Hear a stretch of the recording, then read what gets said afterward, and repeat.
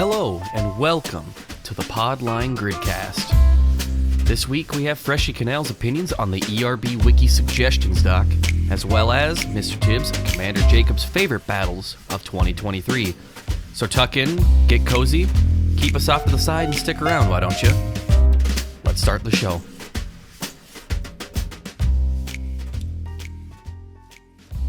You are listening to the Podline Gridcast. Hello, Dustin. How are you doing today, buddy?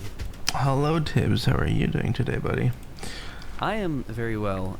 My audio levels are a little low. I'm going to turn myself up a little bit. Let's go. Is that... How are we doing? Okay. I can work with that. Yeah? Yeah. All right, Dustin. Mm-hmm. I'm glad to know you're doing really well today. Had a busy day, or have you been kicking it? I woke up 2 hours ago. Nice. I think I also woke up 2 hours ago. Crazy. It's a snow day, dude. My classes got canceled. Oh shit. My work closed. Your work closed? Yeah, I woke up to a text from my boss, and they're like, "Yeah, nobody's coming into work today. We're closed." Relaxing, sure. Yeah. Means I had a lot less to do today. When I woke up, I had to go run around, do some stuff, then come back here, and then go to school. And yeah. Now I just got to do this, and then I don't know what I'll do. Relax, watch a movie as usual. I am probably, honestly. Here, the snow is like attempting. Like every single day, it's just being an attempt. And hey, it's gonna be a snow day. You can build a snowman. So never mind, we're dripping down again. Goodbye, everybody. Yeah, next morning it's dripping down, sludgy, and then it tries again, and it tries again. I'm like, okay. I think I've asked you a couple times about what snow in winter is like for y'all, and you're just a little bit too warm for it to stay around. Yeah, it's frustrating, because I love snow, I love the winter, but I want some proper, beautiful, thick snow that is actually stomping down. You see the footprint, and then you can roll up some balls, Yeah, that type of snow. You should go somewhere Quebec in December or something, in Quebec, Canada. Out of all places, I guess so. I don't know why that was the first place. Don't go to Quebec. It's awful there. It's actually not that bad. I would probably go to Toronto, Niagara, Niagara. Well, how do you say it? Niagara Falls. Why do y'all swallow the second A? I actually don't know. That could also just be me. But I've never heard that second A actually pronounced anywhere. Yeah. So I really couldn't tell you where that A actually goes. To be fair, the British terms are the way more frustrating places. You have Worcester, Leicester, Gloucester. It's Gloucester, Worcester, Leicester. Oh, that feels so satisfying to finally say. Oh. Well, for the longest time, you know me, I come from the farmlands way out there. I didn't know how British things were pronounced. So it's I thought Leicester was Leicester for the longest time. I was that makes sense to me. And yeah. I met Lewis and Felix, and they're yeah, no, we're from Leicester, and I'm that's when it clicked for me. I was oh, I see now. They want to be fancy. They want to be confusing. They want to have a conversation about it. They want to have a convo. I need you to ask about my weird fucking name. Yeah. They need. I mean, yeah. You know. Yeah. So, Dustin. Yeah. You and me were talking a couple of days ago, maybe a couple of weeks ago now at this point, about that old Epic Rap Battles of History suggestions list on the wiki. Yes. Yes. So I've got it pulled up offhand here. First of all, I've realized how kind of ugly it is. First of all, these really this rainbow ass Roy G. Biv color scheme we got going on. Do they even have better options for the fucking website? I know this list is really, really old. I don't know how long it's been since it's been updated. Yeah. I also really like how basically the percentage of the chances are that they're doing it is also on here, because I don't think I've ever seen Oh my god. either that or it's or it's like how popular it is in the fan base, but I've never seen a suggestion be taken off this fucking list, dude. Yeah. So I wanted to go through it with you. I suppose get your thoughts on them, because there's a couple of characters even on here that both you and me have been interested in using, and both you and me have far more interesting matchups and just generally better matchups than what's on here. Yeah. So I'm looking through this right now. Oh God. There's a lot. There's a lot of like really boring ones here. I'm trying to I see Charlie Chaplin versus Mr. Bean, which is like, that's a perfectly fine one, but you've also done it. I've done it at the same time. I'm never against also ERB doing it personally. Like, I want to see it done by someone else too. I'm not really sure, like, because I think the tone you picked for your Charlie Chaplin versus Mr. Bean was the right tone for it. Like, and ERB's always been pretty good about battle tone and like picking the right one. So like, if they just pick the same tone and like vibe of the battle as you, are we really getting a different battle? Not really. Probably not. Like, that battle's very ERB ish. It is. But let's see. We've got King Tut versus Yugi Moto. Listen. I've always been a fan of it personally. Really? Just because I'm a big fan of vibes, and I really just want to have a new Egyptian ERB, and especially since, as far as I understand, Yugimoto alone already digs into Egyptian territory. The overall like vibe of that battle could be fun. However, I don't really trust them with like 17-year-old Egyptian King Tut versus anime character at the same time. Yugi is gonna be Pete in a wig. No, please. Please.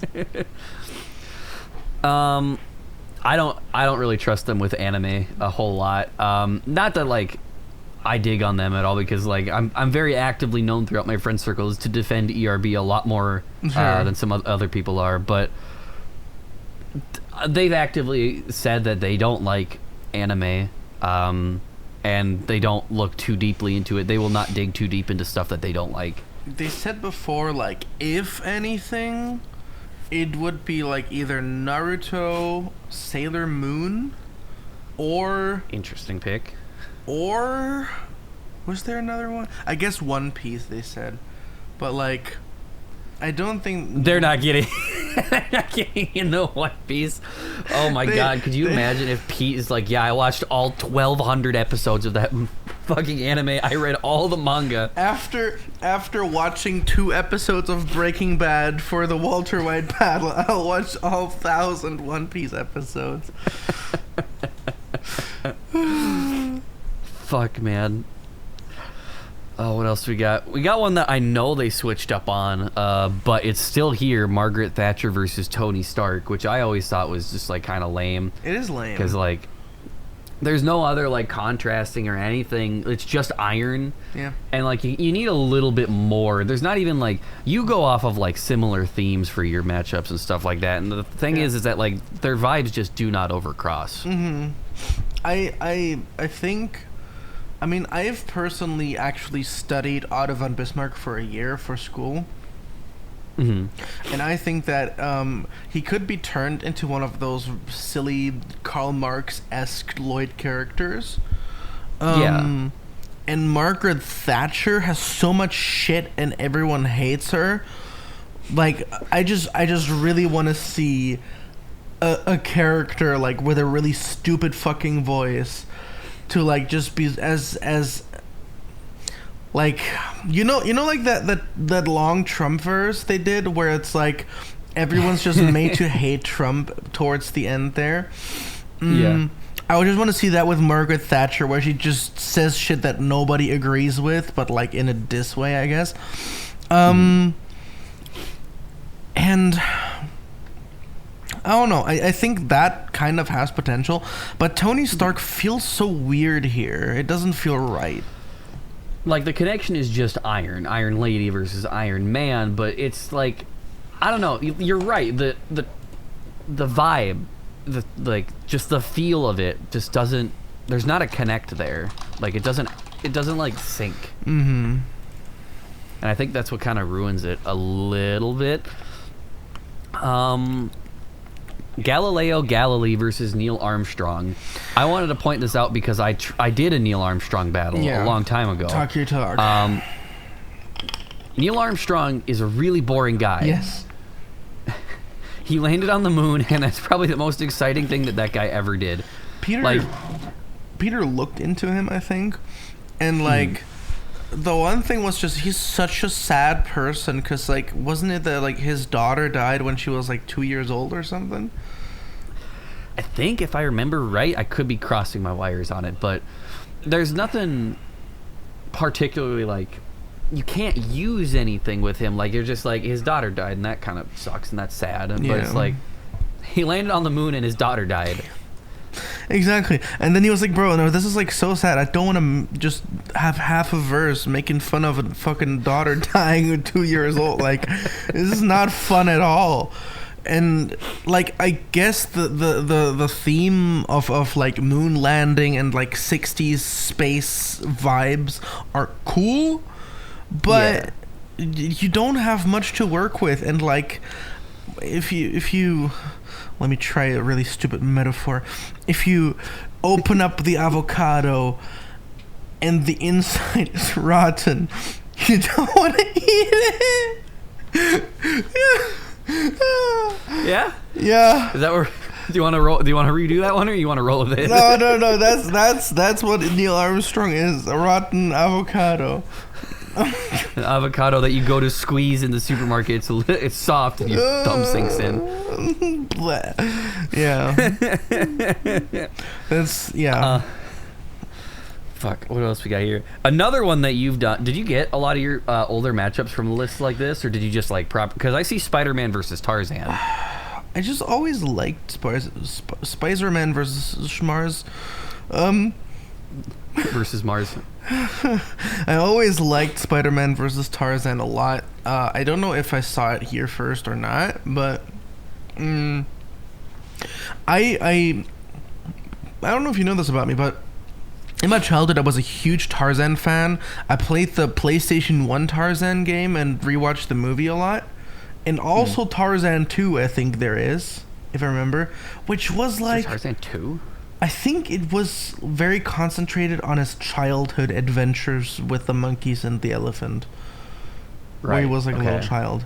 I think there was one. But I basically really got into Tarzan lore as a child. And Spider-Man, obvious. Who isn't a Spider-Man fan, whatever. He's just cool. Yeah, so to me... Oh yeah, and I watched the Tarzan musical live. That was like the one musical I watched. So to me, like... having that much presence of Tarzan in my forefront was like, okay, these are the two like legendary champions of swinging, so I'll want that. That's swinging. Yeah. Let's see, what else do we got here on this list? There's I think like they're like trying to reach in and grab some of these, because like I said, a lot of these are like pretty boring. And just trying to, like, I think that's sort of the main thing. Like, I see Jane Austen versus J.K. Rowling, which, like... Tell me. Is Jane Austen that cool? Like... Right. So, was Jane Austen, was she Pride and Prejudice? Was she Pride and Prejudice? I think that was like main. She's Jane Pride and Austen. Prejudice, yeah. Yeah. So you would have this theme of like old rom-com of the what, like 1700s or something. I haven't seen Pride and Prejudice yet. I still need to. I really want to. Pride and Prejudice. She was born late 1700s. Pride and Prejudice was early 1800s. Yeah. So you have this Baroque romance type shit, and then you have Harry Potter. Which, like, if you think about it, did they just think, like, ooh, 2 female authors? That's it. Like, they don't even... Like, I can understand... British female authors. Right. Like, I can understand shit like, what's her name? Mary Shelley versus like H.P. Lovecraft type of something. 'Cause it's like the same there's genre. something more. Yeah. Yeah. But also, like, I mean, I guess I'd need to research into Jane Austen. If she had like an interesting life and some shit happened, then like maybe.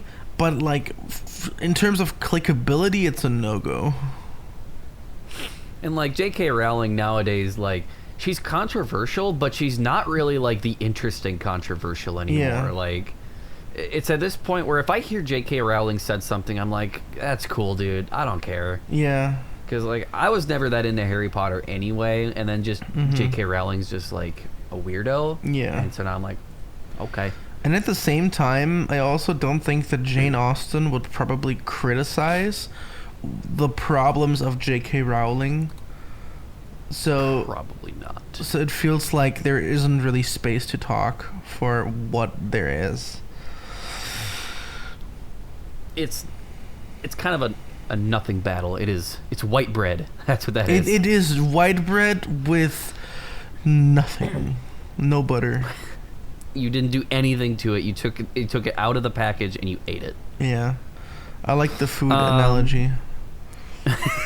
Let's stick with it. Yeah.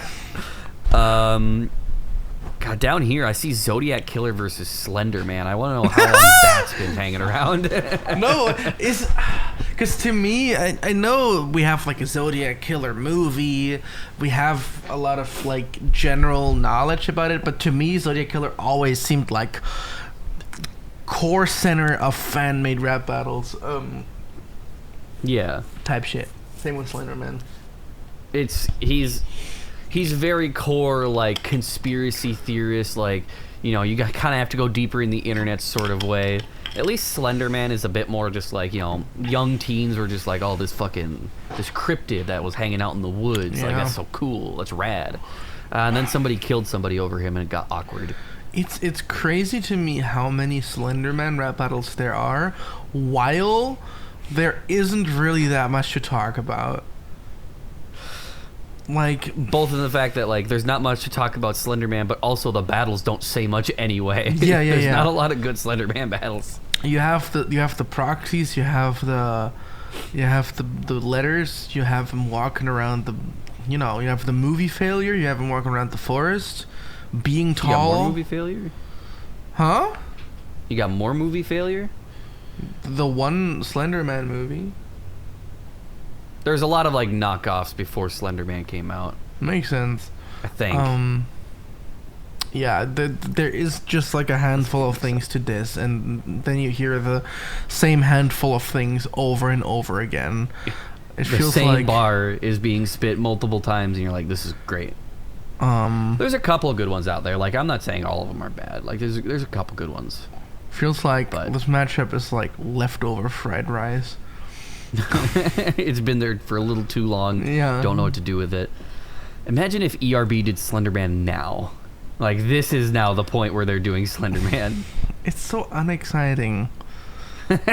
Like, he's so easy to do well for us at this point because it's not hard. It's just a fucking suit. You maybe have the head a bit glowing in the proper background. Yeah. What else? Nothing. 2025 epic rap battles of history: Zodiac Killer versus Slender Man. Begin. It doesn't. It doesn't. Oh god, what else do we got? I forget how. Again, like every time, like you and me go and talk about it, we have a good conversation. Then I look back and I'm like, wow, these matchups are boring. We had no imagination back when we wrote this list. Yeah. Because there's MC Escher versus Salvador Dali, which is like, cool, they're weird painters, but you could do so much more with all of them, with both of them. Yeah. Salvador Dali, he looks interesting. Salvador Dali looks interesting. He's cool. He deserves more than this matchup. And that's all I have to say about that. I don't even know MC Escher. Let me see. He's the one that made those weird, like, perspective painting type things. You'll know him when you see him. Okay. Is this like illusion type shit. Like, Yeah. oh yeah, those. I had a book of that, I guess. The Impossible World. Like, they're really cool paintings, and if somebody could figure out how to do it in video form, great. Is he interesting? If I remember from looking into him, not super duper, but it's been a while. Yeah. I like they can just stick with, the main one that they always look at, the Van Gogh versus Warhol. Yeah. Warhol has a couple been cool a talk things. thing forever. Yeah. I dreamt about Warhol versus Van Gogh years ago. And then to the point where in my dream I was like genuinely convinced that it happened, and then I woke up and I had to check ERB. There was one time where I've only really had one ERB dream, and I kind of I don't remember the matchup, and that's what's driven me insane for like all of time. Yeah. Is that I remember kind of what the beat sounded like. I remember sort of what they designed the backgrounds like. I remember the colored background that they used, because they switch it every time. It was like a purple one. Yeah. Where the logo's supposed to come in. I just can't remember that matchup for the life of me. Yeah. And it drives me nuts. That's I wonder how a dream works. Not talking to company. How a dream works when it's just a song length. Because usually a dream that lasts 30 minutes or so in the dream world is a couple hours in real life. Yeah. But when you just have a song length of a dream, how long is that actually? Is that a night worth of content? I really don't know, because a lot of dreams almost naturally come to an end by the time that you have to wake up in a sort of way, or at least they're it almost always seems like the dreams that you remember, they're approaching the climactic point, and that's always when you wake up, right? That's always when you snap out of it and you're like, oh my god, I am not going to be able to re-grab this dream. I'm not going to be able to naturally have it happen. There will be no ending to this. So, I don't know. Maybe dreams are just like that, where it's just you played the full song. Now now wake up. Good morning. Wake up in the morning. Feel like P. Diddy. Hit the city.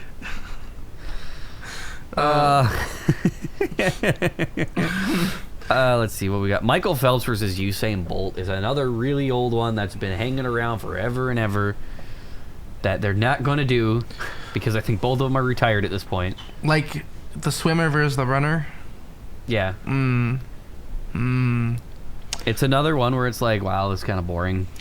We all know they're heading towards the final part of their series, and I think of course we would need football versus soccer, and then that's good on sports for them. I've always disliked American football versus world football. Yeah. I've always disliked that matchup. I just think it's a really boring way to go about them. I am very much a minority, because every time I talk about this, everybody always slaps back at me with, it's perfect, I don't understand why you don't like it. Oh man. But I mean, what are you gonna do? They'll probably do it at some point. I think I saw somewhere, I don't remember where it was, because I haven't been part of their Patreon in years, so I don't think it was the Patreon, where they talked about that battle, and they were like, yeah, Lloyd is Tom Brady, and I'm like, what? Lloyd? What the fuck? What? Girl, what are you talking about? Lloyd can't be Tom Brady. What are you, silly or something? Also, Tom Brady's way taller, not just that, but different way taller, face. scrawnier. He's got more Pete face. If you're gonna do either of them, do Pete. If anything, then Pete, yes, for sure. I think they could find better people than God. both of them for Tom Brady, but... Dude, when I was in England, we were watching a soccer game, right? Yeah. One of the soccer players, and then Freese was like, doesn't he look like Nice Peter? And I looked at him.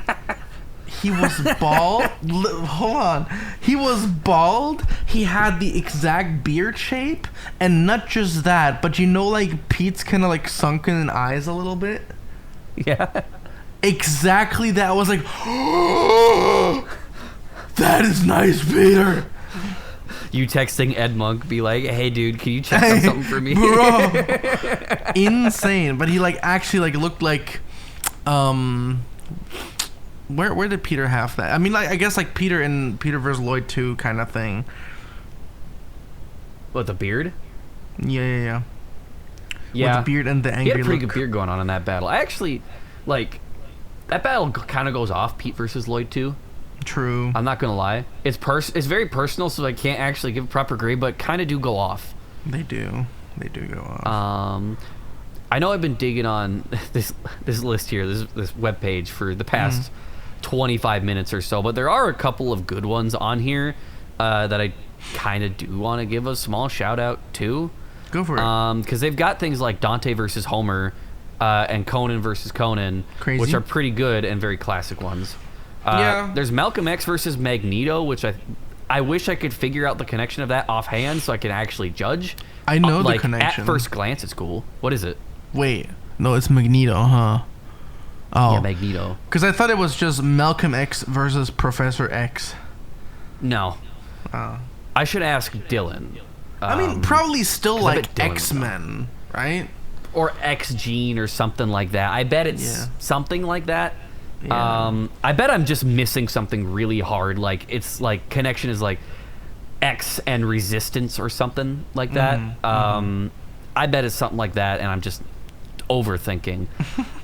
There's also ones that are pretty good classic ones. Benito Mussolini versus Rocky Balboa has been a good Crazy. classic one for a while, which is a nice, like, contrast one. Oh, God, what else do we got here? There's not a ton of good ones. There's some. Torrance versus Bates is on here, which obviously you've done. Yeah. How do you feel about that battle nowadays, Torrance versus Bates? I'm basically gonna give it a second chance in a way where I'm not doing the same matchup. I already told you about that. I'm not gonna say that live in the podcast, but I love the matchup. I think the video's a little chaotic. Acting was like, I think I like Dylan's acting a lot. I'm not big on Greg's acting in it. I think oftentimes it looks awkward or like it's doing too much at once. But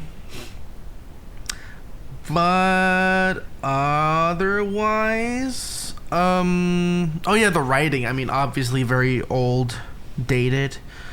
I would have rewritten that now, made it more clear. It has some really cool bars though. It's definitely like in my pocket of how I would write shit. Sorry, I just ordered Subway.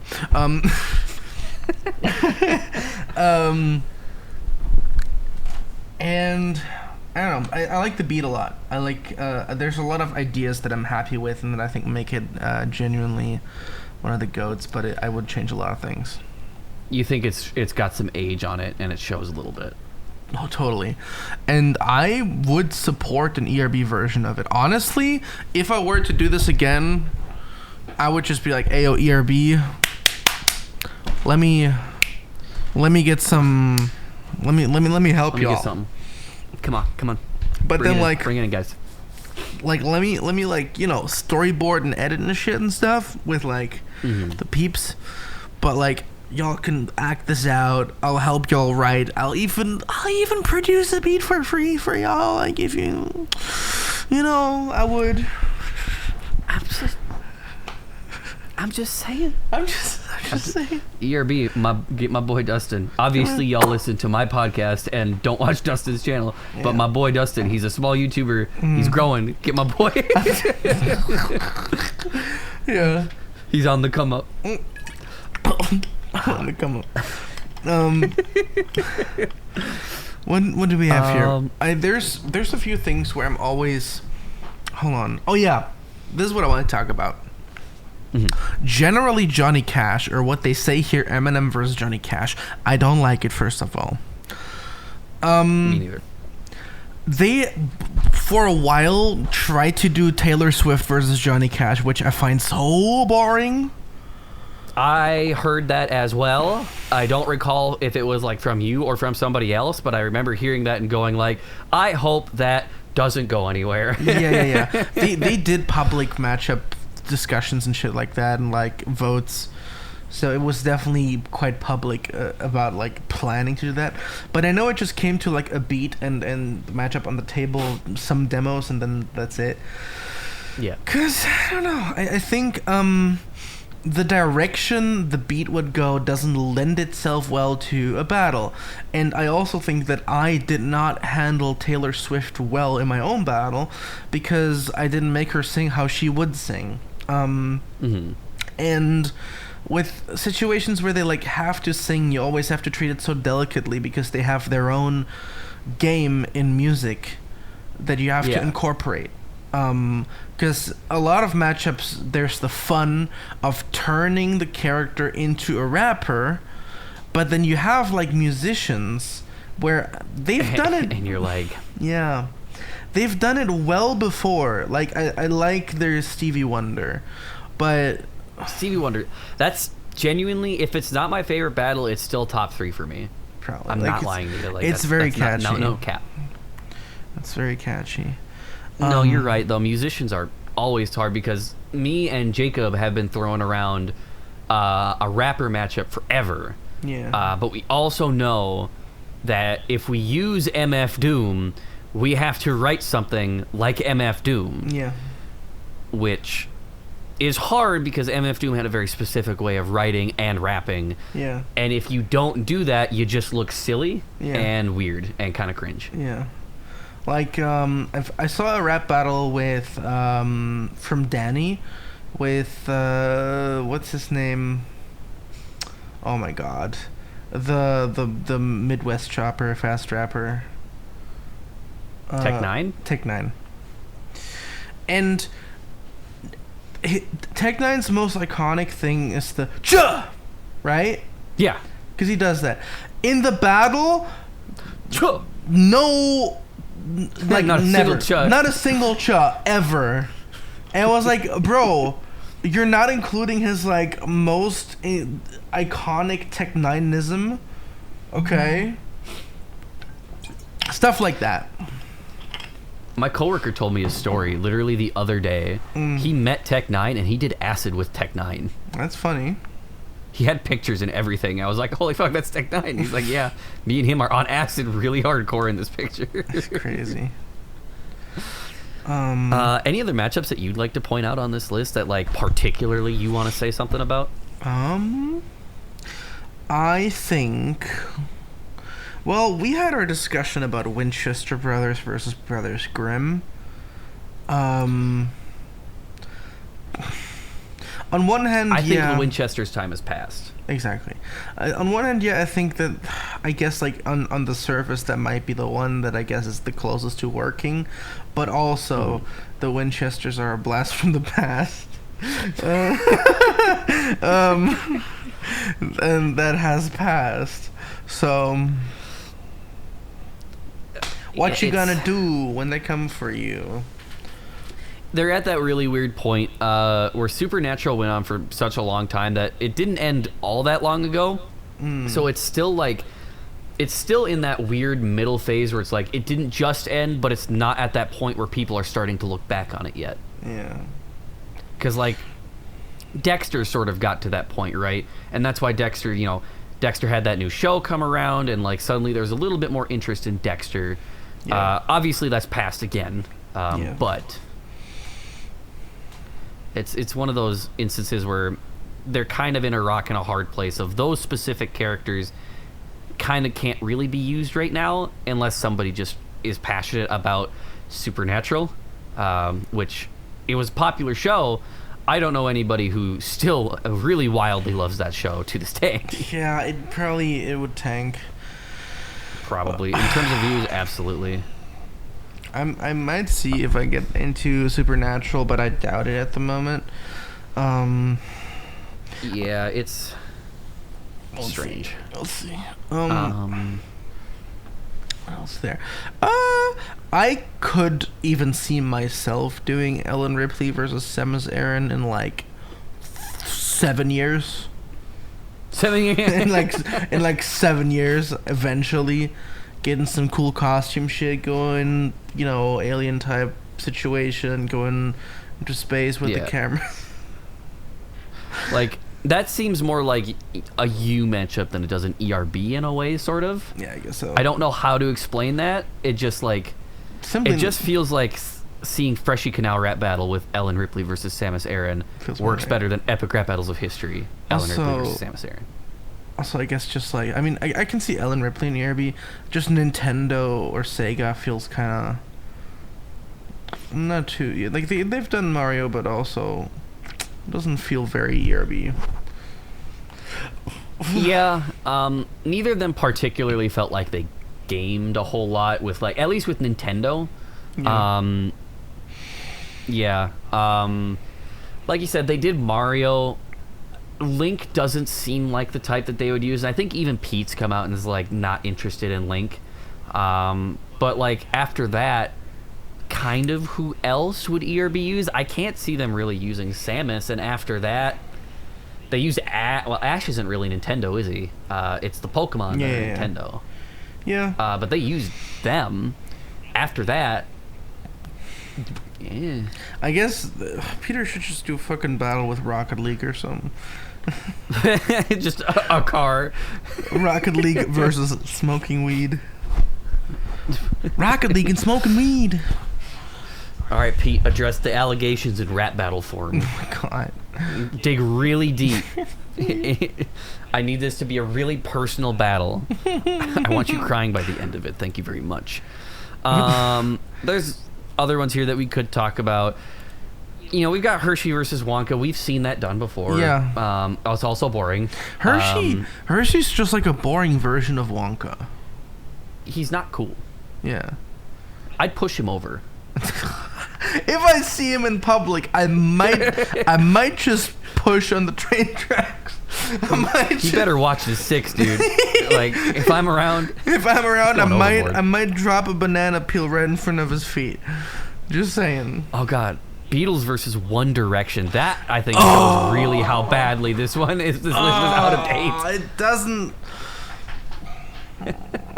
Also, like, One Direction out of anything, like if they were to update it, in their mindset they would probably say like the Beatles versus BTS or something. But even still, like, those kind of flash in the pan boy bands, like, are just kind of not worth it. Yeah. Like, they did it one time with, like, Justin Bieber, and frankly, like, Justin Bieber is one of the least memorable characters ever used in ERB. True. But also, like, those big groups and then also known for singing, which interferes with being a rap battle. Like, you just, like, if you look at this matchup, you just imagine them, like, doing their, like, live performance, like the camera circling around in the like some sort of catchy chorus. This is not a rap battle. Why do you imagine this? They start singing. It's not even in any sort of rhythm to the rap battle, the rap beat as currently is. It's just like, my god. What could I imagine here? I'm trying to see.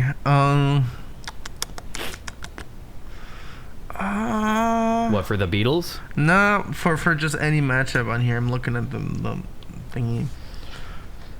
Charlemagne versus William the Conqueror. I've thought of that, and I've thought of variations of it, and I do like the idea. Maybe one day I'll do something with it. It's not one that's, like, right in my face of, like, you really like this. Ooh, William the Conqueror looks so funny.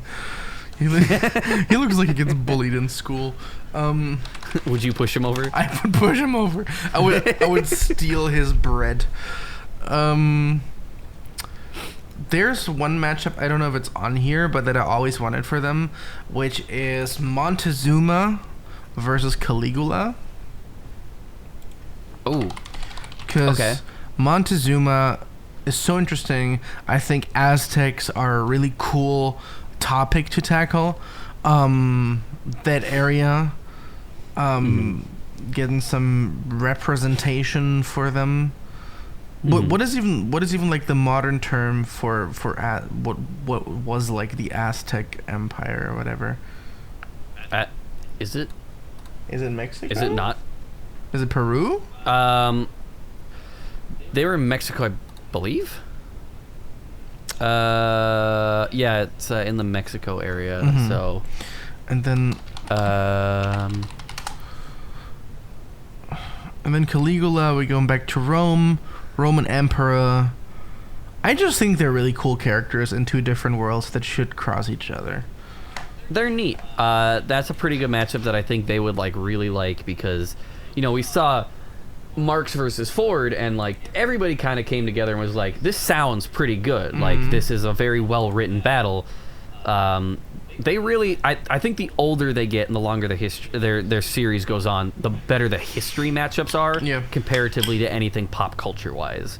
Because I think a lot of people kind of came out and did not like Indiana Jones versus Lara Croft. Yes. But people like Richard the Lionheart versus Ragnar. Yes. I do. People like Karl Marx versus Henry Ford. Yes. They're very well done. I just think they've just gotten better at doing the history When they rather than the pop tackle culture. pop culture stuff like that, I think they should just reach out to the people that are very close to that pop culture, just like they did with Mateo and Cam, and who else? What battle was that for? That was for the Gretzky battle, wasn't it? So they used Mateo and Cam for that wave. Mateo helped them with Hillary and very much Ash Ketchum. Cam helped them also very much with Ash Ketchum, some of Gretzky, and I think Mateo gave them some lines for Roosevelt. Okay. That's about like their feature on that wave. Gotcha. And yeah, I think they should just reach out to the people, and because, you know, there's a pile of young promising rap battle creators, and if they kind of like, you know, communicate, I think there's a lot of cool stuff to be had, as long as they keep their own grasp on it. Help never hurts. I'm surprised they really haven't, because like you said, like the rap battle community, like I think I was talking to Jacob about this the other day. We're now at the point where there's a fair amount of rap battle series and creators that are more than good. We are past the objective line of like, these people make objectively good things. It is now subjective. But there's a lot of very talented creators, like you said, at this point, that even just in the rap battle community, ERB can dip into and grab for some ideas and things. But also, it's not like they don't have connections in other places. They've been around YouTube for a long time. Like, they have connections that they could reach out for various things. And I'm surprised that they don't. But and with editors and stuff, like, I mean, I could imagine, for example, Patrick doing some 3D stuff for them that could be kind of cool. And I don't know, I years ago I sent them one of my editor's portfolios, and then their manager was like, yeah, we'll see, maybe I'll bring it up in the next meeting. Nothing happened with it, but you know, they do their thing. I do like, I definitely get that they like to keep it in-house. I'm just surprised that they aren't trying to reach out a little bit more and make this kind of last stretch of ERB, because like you said earlier, we're definitely in that last leg of ERB. They are fairly close to the end. I would say if it's not next year, it's like 2026 at latest. On one hand, I agree. On the other hand, I think after, and we can talk about this, obviously, Kong vs. Godzilla, after that beast of a project is out, it feels like they're reaching a new place of comfort with a steady motion of releases. But I think somewhere Peter has said, like, yeah, I guess number 100 feels like a good way to cap it, which would mean 14 more episodes, which I think is a good amount to cover up a lot of the leftover spaces. Which, it, like, not only from you, but I've heard from some other spaces that it really has, has Godzilla vs. Kong been talked about publicly? Can we just say that, or do I have to bleep that out? It has been not only just hinted in the video, but it has been like actually on community posts, that matchup. Okay. Just making sure that I don't need to like blank anything out to avoid getting in trouble. No, everyone knows this one. Knowing that, like, from what I hear from multiple circles, like you said, Kong versus Godzilla has been this beast for them that has taken up so much of their time. It is the sole reason why things have been slow. Yeah. If I am to be believed from, like, you and other people that I've heard from, 14's probably a bit more obtainable than we've been thinking, because it's probably not going to take them that long to do the rest of them post Godzilla vs. Kong, because they've just been so focused on Godzilla vs. Kong. Like, Marx vs. Ford took them 4 months-ish. 4 months. And that was still with them working on Godzilla vs. Kong. They probably could have made that in 2 or 3, maybe. Yeah. Maybe less. And, I mean, I'd be happy with, like, a battle every quarter of a year. Without, without a pause. And, like, imagine we're working... This is I don't know any confirmation, but this is a guess. Like, imagine we get Kong vs. Godzilla in, like, late February, and then a new battle in May, new battle in August, and then one around Christmas. Why not? Yeah. Why not? It could happen. I could see it. Like, I am to believe that this battle is the reason why things have been slow. Yeah.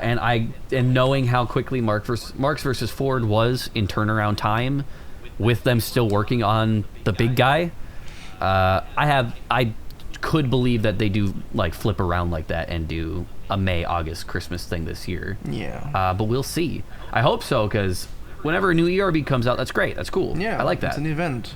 And I like when it is an event. I like when it like seems like an event that you like hype up for. I do miss the phase of like, oh my god, soon we're gonna have the 3 months of ERB again, where it's a 6 battle release of bi-weekly battles, and it feels like, holy shit, where are they going? What are we gonna see? It's gonna be so exciting.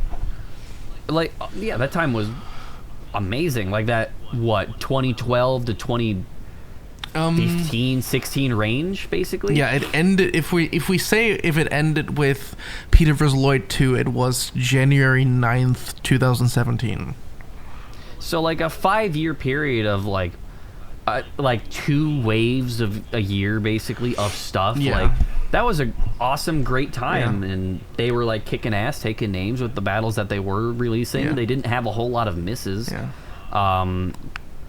And then, it got to them, they took a break, and a lot of, like, I thought they were actually done for after Pete versus Lloyd 2. I was like, yeah, they're done. Yeah. I was surprised when they came back. It's cool that they came back, don't get me wrong, or anything like that. But if they can make it to 100, that would be cool, because it's a nice round 100 episodes type of thing, Yeah, I agree. If it's too much, they're getting older. I don't know their exact ages, but I know they're in their mid-ish 40s. I personally wouldn't want to be somebody in my 50s and still trying to kind of do that stuff. Honestly, if they're clear on getting their money throughout, getting the families fed and stuff, take your breaks. Honestly, you did your good for the internet. Also, you did your deed. If they pull through with that, then this current season 7 would have 18 episodes too, which is a pretty satisfying ending. It's very satisfying. Yeah. Because that means it would be the longest since season 2, right? Exactly. And it's a nice final bit. Nice little send-off, and we've had some good ones in season 7. I think Indy versus Lara was really, for me, the only miss. Yeah, mostly.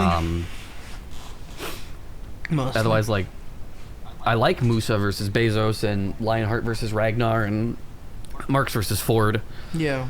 I'm very curious to see where they go from here. And obviously, we're making fun of this list on the ERB wiki. This is an old list. Let's be real. This list probably hasn't been updated since 2016 maybe. Peyton Manning versus Pele.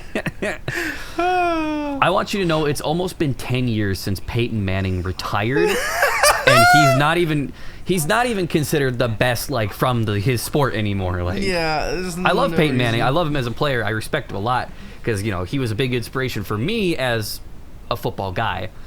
But I think this is a really funny matchup because it's why him? Why Peyton? Oh God, yeah, I don't know. It's something. Oh man, well, I think that's gonna wrap up the list section here. I think so too. You are listening to the Podline Gridcast. Hello, Jacob. How you doing? Oh, hey, we're going. Okay, hi, hello. Hey man, what's up? I'm fine. I woke up at 4 p.m. today. I did not have the luxury for me to do that. I don't recommend it. No. It's kind I of wouldn't terrible. recommend it either. Yeah. That's all right. I'm sorry for your loss. The loss of my sleep, the loss of a decent sleep schedule, yeah.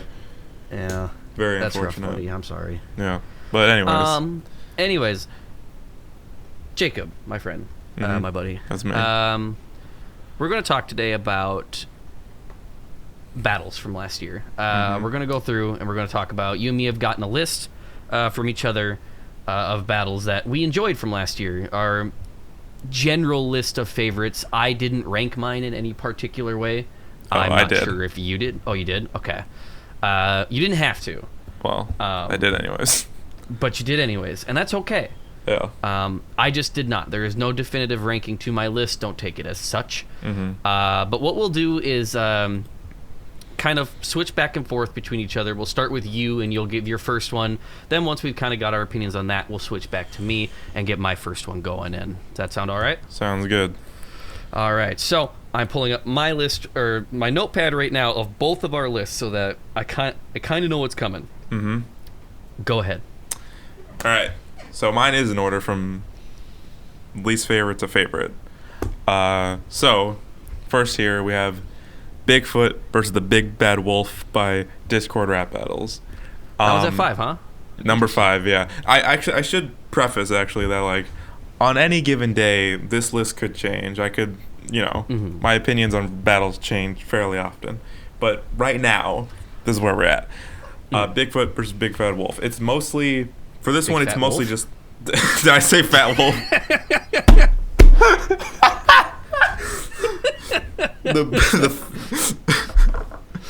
All right, the Big Nuts versus Fat Ass Wolf. Here we go. Hell yeah. Yeah. Give me some skin, brother. Yeah. I don't want to give you skin after that. No. Anyways. Right. For this one, it's mostly just the general sound of it. I've noticed that a lot of these are just because of they sound like an actual cool song, and this one is probably the biggest example of that. Because while a lot of the punchlines aren't super crazy, there is a little bit of filler in there, writing wise. The beat, firstly, is one of the grooviest ever. I prefer, I tend to do more dark, maybe a bit of synthy type shit. That's usually my favorite types of beats, but this one has some more organic sounding instruments. Yeah. And I think it's really cool. I think it has a really great rhythm to it. The performances are both really good. I think his name I just had in my mind. Are you thinking of Afro? No. Or Chase Beck. Chase Beck, sorry. Chase Beck as Bigfoot is really fucking good. It's just something about his voice is just perfect for that. Chase Beck's got a really good voice. He is, yeah. I think some of my favorite parts of the battle are "So feel free to blow me," and then the other drawing of Bigfoot flying in the wind below me. And I think we can all agree the best part of the battle by far is smoke a home invader, roast a chimney.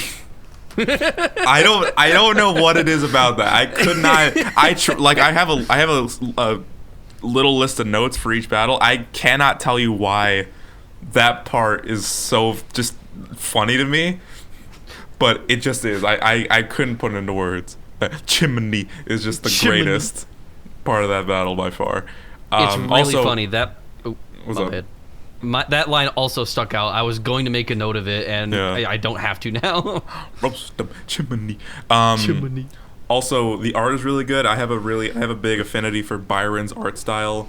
The more like scrappy, sort of sketchy sort of art. That's usually my favorite type.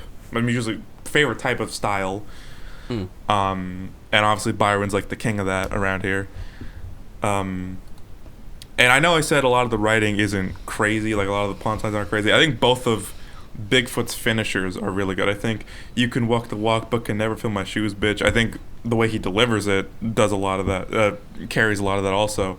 But also the finisher of the whole battle, where it's like, "This will be some evidence that I existed last when they find your body with the giant footprint on its ass." That's fire. That's actually like a fire ass punchline. So yeah, that's my fifth favorite battle of 2023. Bigfoot versus Big Bad Wolf Discord rap battles. This is a very good battle. I will agree that this is definitely one of the better battles of last year, just period. Throwing out opinions and all that. Like you said, the two different styles, a very different, what's the word, flow and rhyming style than you usually see in fan-mades, period. I think this is another example of why rap battle people should listen to more rap music. I agree, because Bigfoot is very Biggie, and specifically the first like bit of his first verse is either lifted from a Biggie song or directly inspired by it. That was the part where it says "Notorious B-I-G-O-O or F-O-O-T." No, it was the blow me part. Oh, is that is Hypnotized by Biggie. There is a similar thing happening in that song. They are different, so I can't say they lifted it. Also, but if they did that anyway, I don't really care. I think that makes battles better anyway. right? But as far as I remember that song, because it's been a little bit since I heard it, it is different. But it still works. It's a very jammy song. You mentioned Byron's art style. I'm not as into Byron's art style as other people are. That's fair.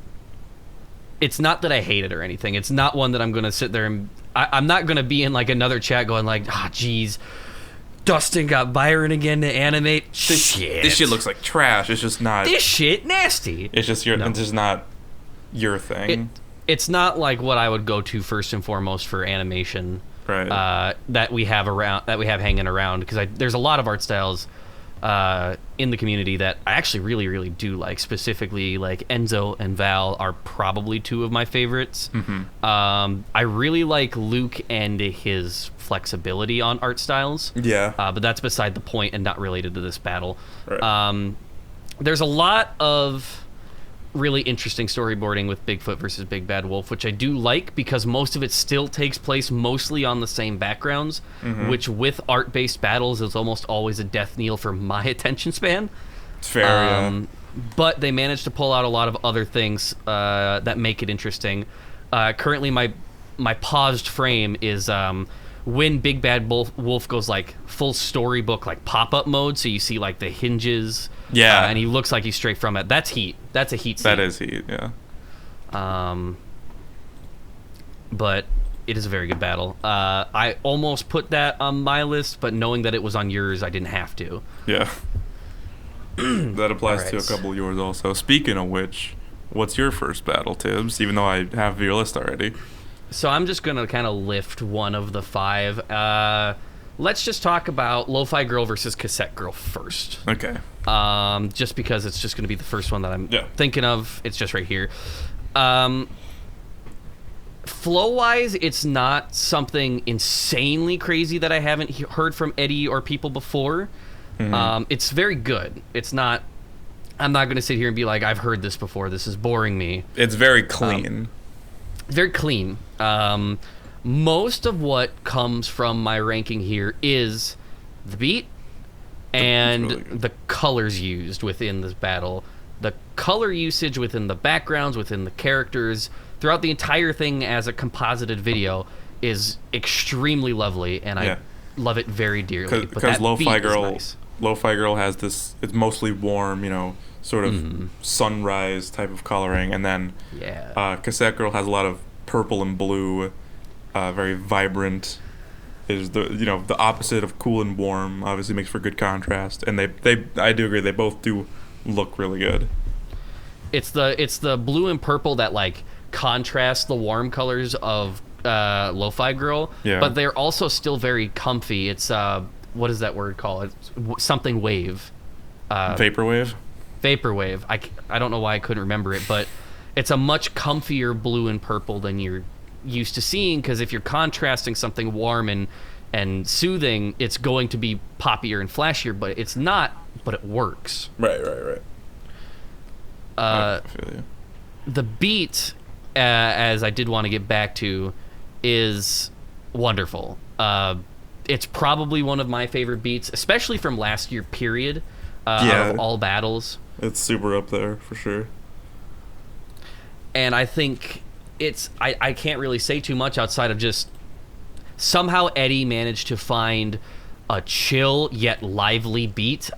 It's impressive. I'm pretty sure him or probably Dustin had to go in and make a few changes, because I know for a fact that for most of Lo-Fi Girl's parts, if not all of them, it's a different snare. It's a very because Cassette Girl's snare is like just a normal hard one, but Lo-Fi's is very like. You know what I mean? Like very lo-fi-ish. Yeah, very. And a lot of the instruments are stripped down. Lo-Fi Girl's parts are a lot more, what's the word?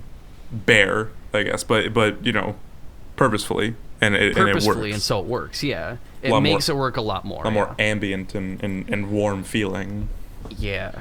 And that's not even, going into the art bit, which it's Valinite art. And I'm a huge fan of Valinite art. I would love to do more with Valinite art if bonus panels were to come around. It's always really awkward for me because I've forgotten to credit Val twice, and I've eternally felt bad about it. Have you done that twice? I did it for both of them. I did it for both. And I always feel so bad thinking about it again. I was like, we could do a bonus battle at some point. I would like to get Val to do the art again. Then I remember, your goofy ass is gonna forget to credit them. I have to always go out and make a very public post, be like, "Hey, Valinite made the art. I'm so sorry. Please go support Valinite. They make great art." That's your fault. It is my fault. That's why. Tip to the rap battle creators: when you're writing your lyric doc, at the bottom of it, put a copy paste of what the description's gonna be, so you don't forget shit. So it's just right there. That's what I do. For sure. A lot of times I find that I do forget because intro and outro of my battles are set to template, at least with the Gridline rap battles versus credit part. Yeah. Sometimes things just slip, and I've critiqued other people before, and I've been like, y'all have to remember to credit people. So I feel like a big bitch when I don't do it myself. You are. Everyone in the comments call Tibbs a big. No, don't do that. Actually, no, that would be really funny if the entire comment section was Tibbs is a big bitch. Everyone type in the comments that Tibbs is a big bitch. It lets me know that people watch this whole podcast. Right, if they're listening this far in. Yeah. But I really like the art in this one. It's very comfy, yet it's still very close to what the originals are. This battle's just nice. I think that's the best word for it, is just nice. The casting was perfect also. I think both performances nailed the vibe they were going for sure. I almost forgot to talk about the casting period. I've always liked both of the voices of Stargirl and Dahlia. I've heard them on tracks in Nerdcore. I don't think I've heard them on battles before, ? No, certainly not. Not that I can remember, at least. Because if they aren't in... No, I did hear Dahlia in a Dustin battle. She was Wanda? You sound very unsure. I think she was Scarlet Witch. Let me see. Scarlet. I can't fucking type. Scarlet Witch. Freshy Kanal. Dahlia was in that battle. And they were Scarlet Witch. So I did hear her voice in that, as well as I dip in and out of listening to nerdcore songs occasionally. And that's not like me trying to stand above anything. I just don't dip into it all the time. Mm-hmm. But she has a really good voice, both, rapping wise. It's very notable when you hear her voice in songs. And Stargirl I've heard in a couple of things, really just one or two, I think. And she's got a really nice voice, and it's really nice to see her hop on this track, and they both fit. Yeah, I know. That's like for sure. The great thing is that this feels like these are the two best people to have cast here. Yeah, it's and not. You It don't doesn't always get that. I feel like there are times where people just get nerdcore people just because they can, But I think, regardless if these people were nerdcore artists or people off the street, I think they would have been perfect either way. Right. And that's all I think I have to say about Lo-Fi Girl versus Cassette Girl. Do you want to move on to your next one? Sure. Real quick, actually, before I say this next one, I also want another preface, is that you're not going to see, on my list at least, a lot of the, super, people, what everyone else calls the best ones. These are, I mean, obviously, you guys know, it's my opinion, that's how this works, but basically, this is the only Dustin battle on the list, and it's one that a lot of people don't like, at least a few people I've heard don't like, is Knuckles versus Undyne. Is it not a popular one? I think I've heard, at least in a call, I can't remember who, obviously, a couple people express that there's a lot of things about it they don't like. And there are some things about it that I don't like, and we'll get into that. Right. But as for what I do like, first of all, the beat is hype as shit. That stringy part near the beginning was like... It's really good. When I first heard it, it was a very abrasive sound to me, because I don't like high, sharp, hissy type of sounds. But for some reason, this one did scratch an itch. And then also, I mean, I give Dustin props that it's a very creative choice to base Knuckles' voice off the movie version. Very easily could have just gotten any random dude, and he could have done a decent Knuckles from the games. But anybody with a deeper, kind of low gravel voice. Oh no, I could have done that. It's very easy, but I like Dustin's little bit out of the box thinking for that. I will say, True Villain's performance is not, especially compared to Undyne's. I think this is the biggest issue I have with the battle, is that the Knuckles performance is a bit, what's the word? Flat. A little flat, especially compared to Undyne, which I was going to get into that next, because Undyne's performance is fucking amazing. Candy Cat's performance as Undyne is one of the single best performances I've ever heard in a rap battle, ERB or even fan-made, honestly. Right. She fucking killed. Absolutely. The part where the part in the first verse which says, "I'm the only one here with a race left to fight for," that still sends at least a small chill up my spine every time I hear it, because of just how much force she puts into I'm not sure their pronouns. I'm not sure either. So let's go with they to be safe. Okay. If somebody knows and we've mispronoun, misgender, let us know. Public apology. Might be. But anyways, how much force they put into that line fucking gets me hype also. And also the with the Midas monster search Hyper Knuckles, the Hyper Gunner, that whole couple bar sequence I'm doing that rap grimy face Yeah, exactly, yeah. Just thinking about it. It's really fucking good. And then Knuckles has a good few lines. You know? Yeah. You know what I'm saying? You feel me? I feel it in my soul. Absolutely. Knuckles has a few pretty good lines also. The I'm gonna fuck this up. Fought Asgore as a kid, and all you did was miss him. Something, he's dead now. Now all you do is miss him. That's a fire way to do the saying the same thing, mean it in a different way type of couplet. Also the it'll take all monster kind. Fuck it. Before I bury her. Because of the barrier in Undertale that separates the monsters and the humans, and then bury her as in murder. And also the animation's really good. I'm not the biggest fan of the model of Knuckles that Patrick chose. It looks a little old, kind of like it's from Sonic Colors type of, that era. It is the older shape of Knuckles before he got, like, big, I suppose is the word to... Well, I mean, I don't think I would have wanted him to use fucking Boom Knuckles, but... No. I've always had the opinion that Knuckles also should have been just his sprite from, like, Sonic 3. Because Patrick dips into that in the battle, and it looks really good. They only use it for a little bit. Nice. They only use it for a little bit. Yeah. I think it would have blended and meshed better to have just stayed sprite the whole time.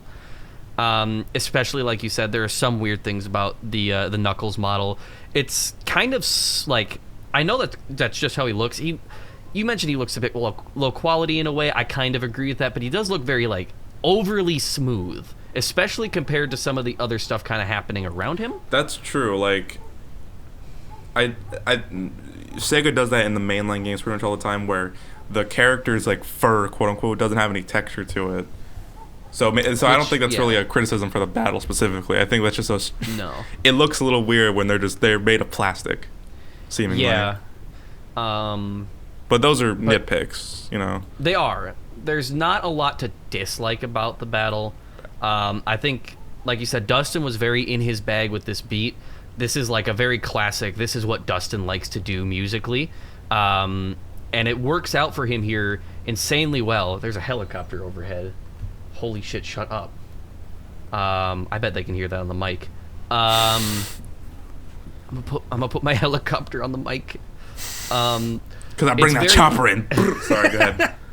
It's very much what Dustin likes to do musically, and this is like the perfect matchup for him to do so.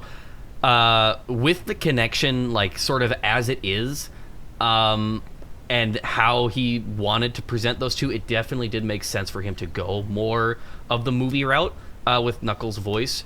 I definitely agree, and this is my biggest issue with the battle, is True Evil Villain's performance. It's very... The energy level is not close to really matching Cammy Cat at all. Yeah, no, I think that's something all of us can agree on, is that when put next to Cammy's Undyne, it sticks out way more. And it doesn't sound like an ultra confident recording, because I've heard True Evil Villain on a track before, and he/they, I'm going to go with they, as you said, for safety, they have, they've done very well and have been very confident and very energetic on a track before, just not here. And that is really my biggest criticism with the battle, is that particular performance. I can only assume that Dustin told them to deliver, because Dustin, we've both recorded for Dustin before. He's very particular. He is, in sometimes very odd ways. Right. So I can only assume that was a Dustin decision and not a True Evil Villain decision. It's possible. Although I think I've asked Dustin about it before. I don't want to say any specific answer, because then he'll DM me and be like, no, that's not what I said. And I'll be like, well... And then you're going to look like a big bitch again. Then Tibbs is a big bitch. Comment, 2. link in the sidebar. I don't think the sidebar has existed for 14 years now, so that's Tibbs probably is an about old bitch also. That's probably the most outdated reference to YouTube I could possibly make.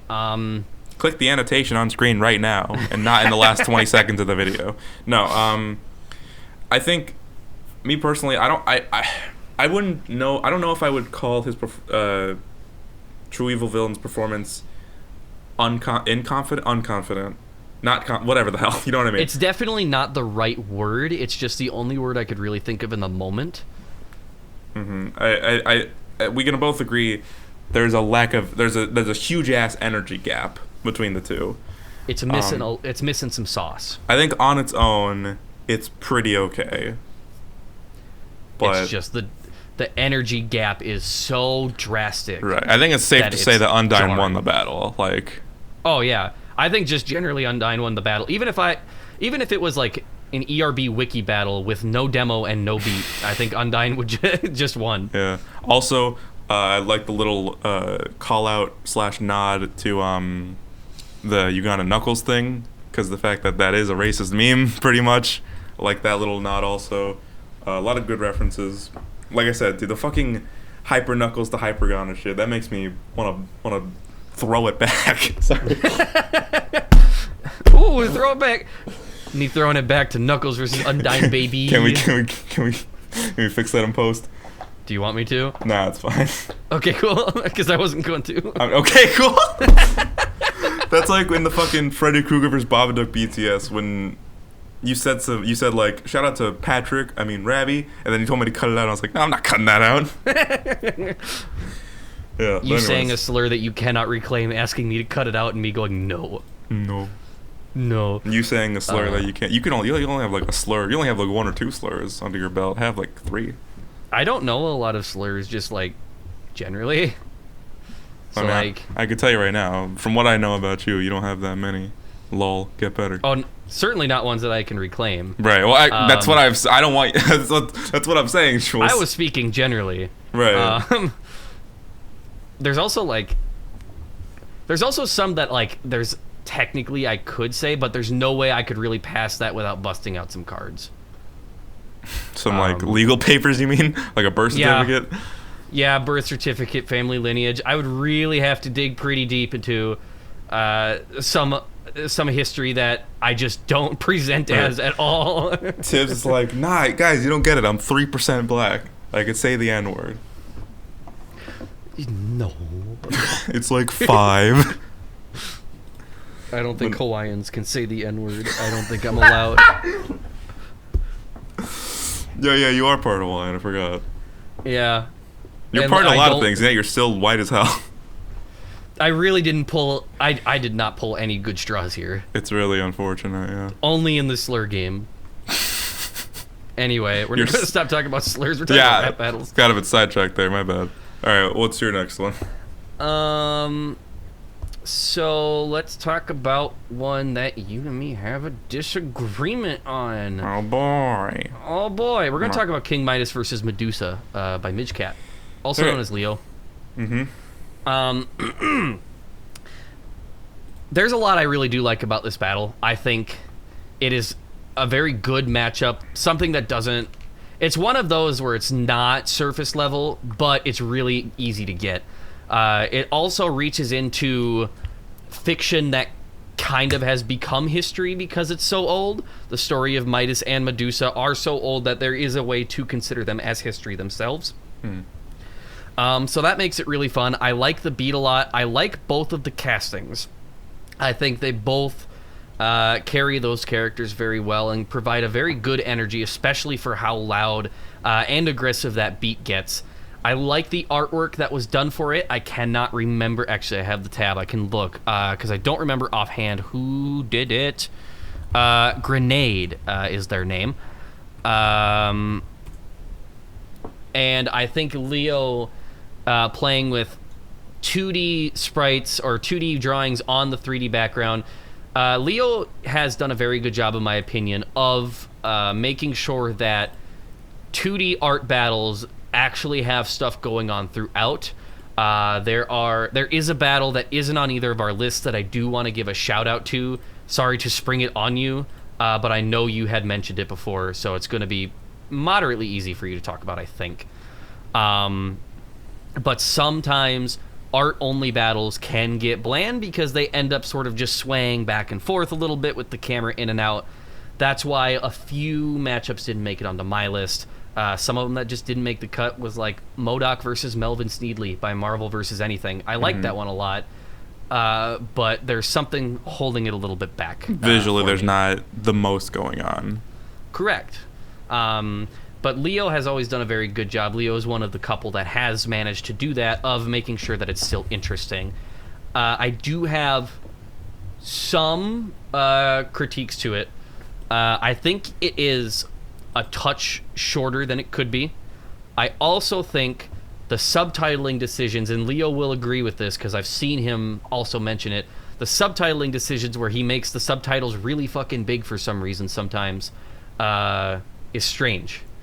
And I think it takes away from some of the visual work that he did do, and it doesn't kill the battle, but it certainly does not help it. Right. I have a list of notes on this battle also.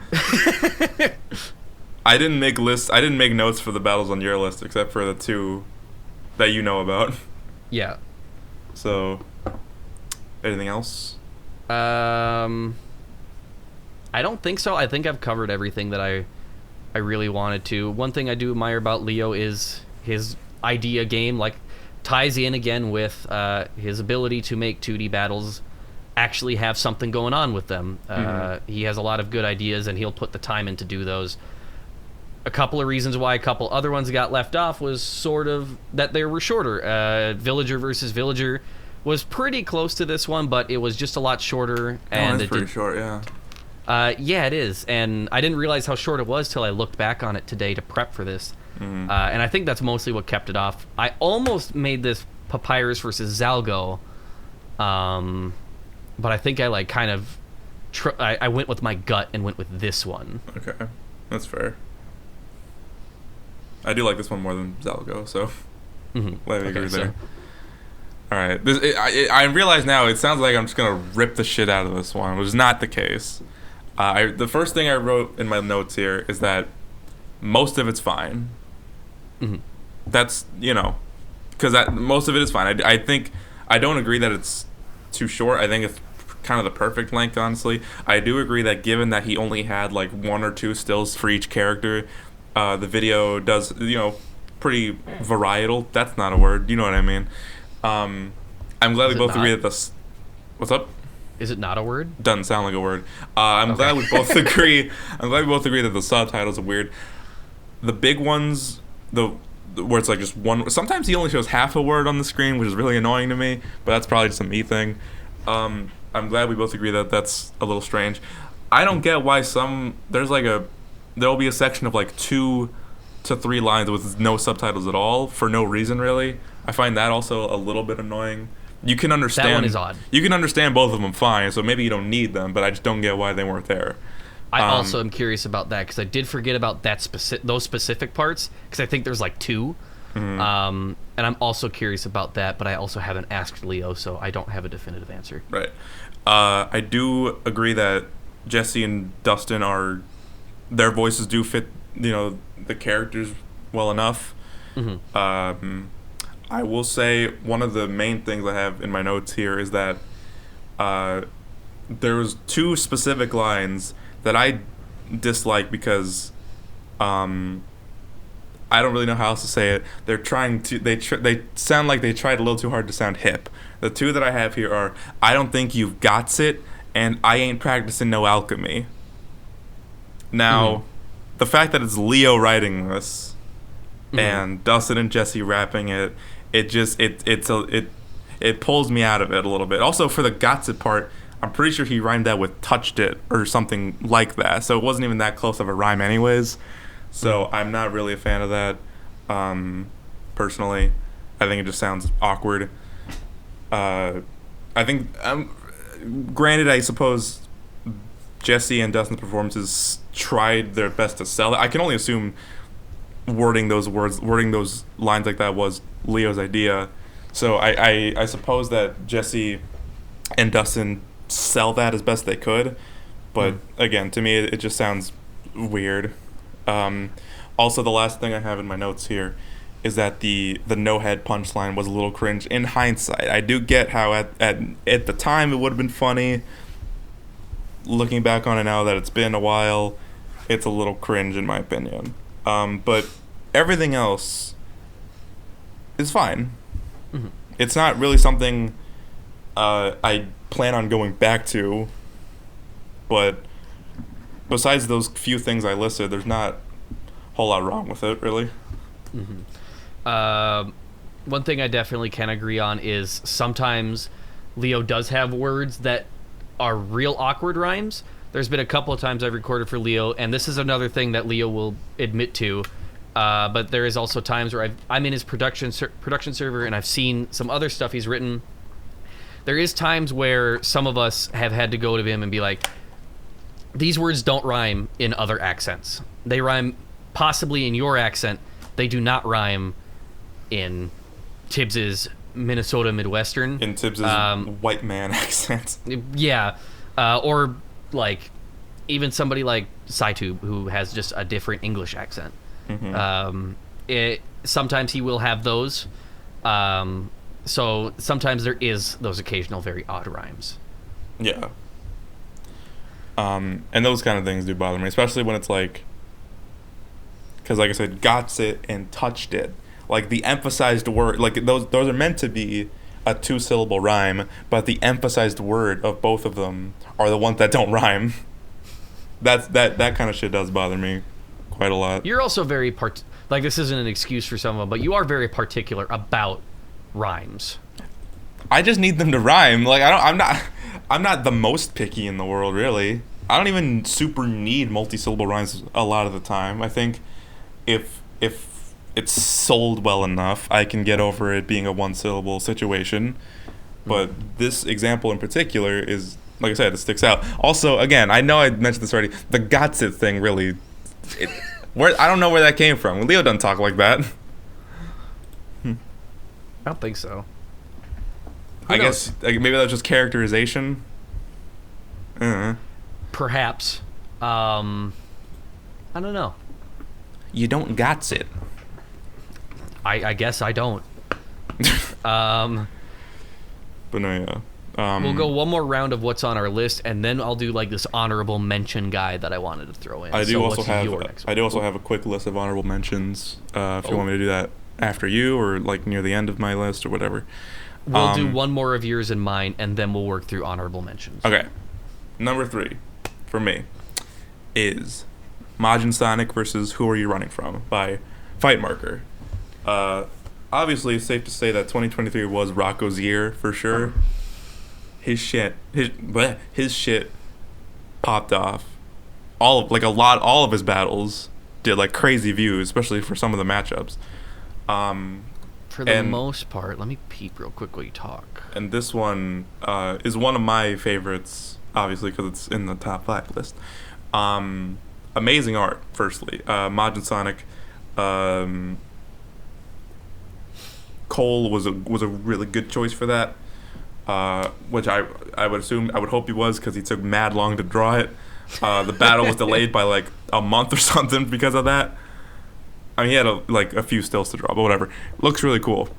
The face tracking stuff for putting the markings on my face was amazing. I'm really glad that Rocco found that tutorial. I believe, or maybe it was Patrick who sent it to him. But the fact he was able to make that work is really cool. I think he found like one of the most perfect beats for this matchup. It's very groovy. Like I said, it has a great rhythm.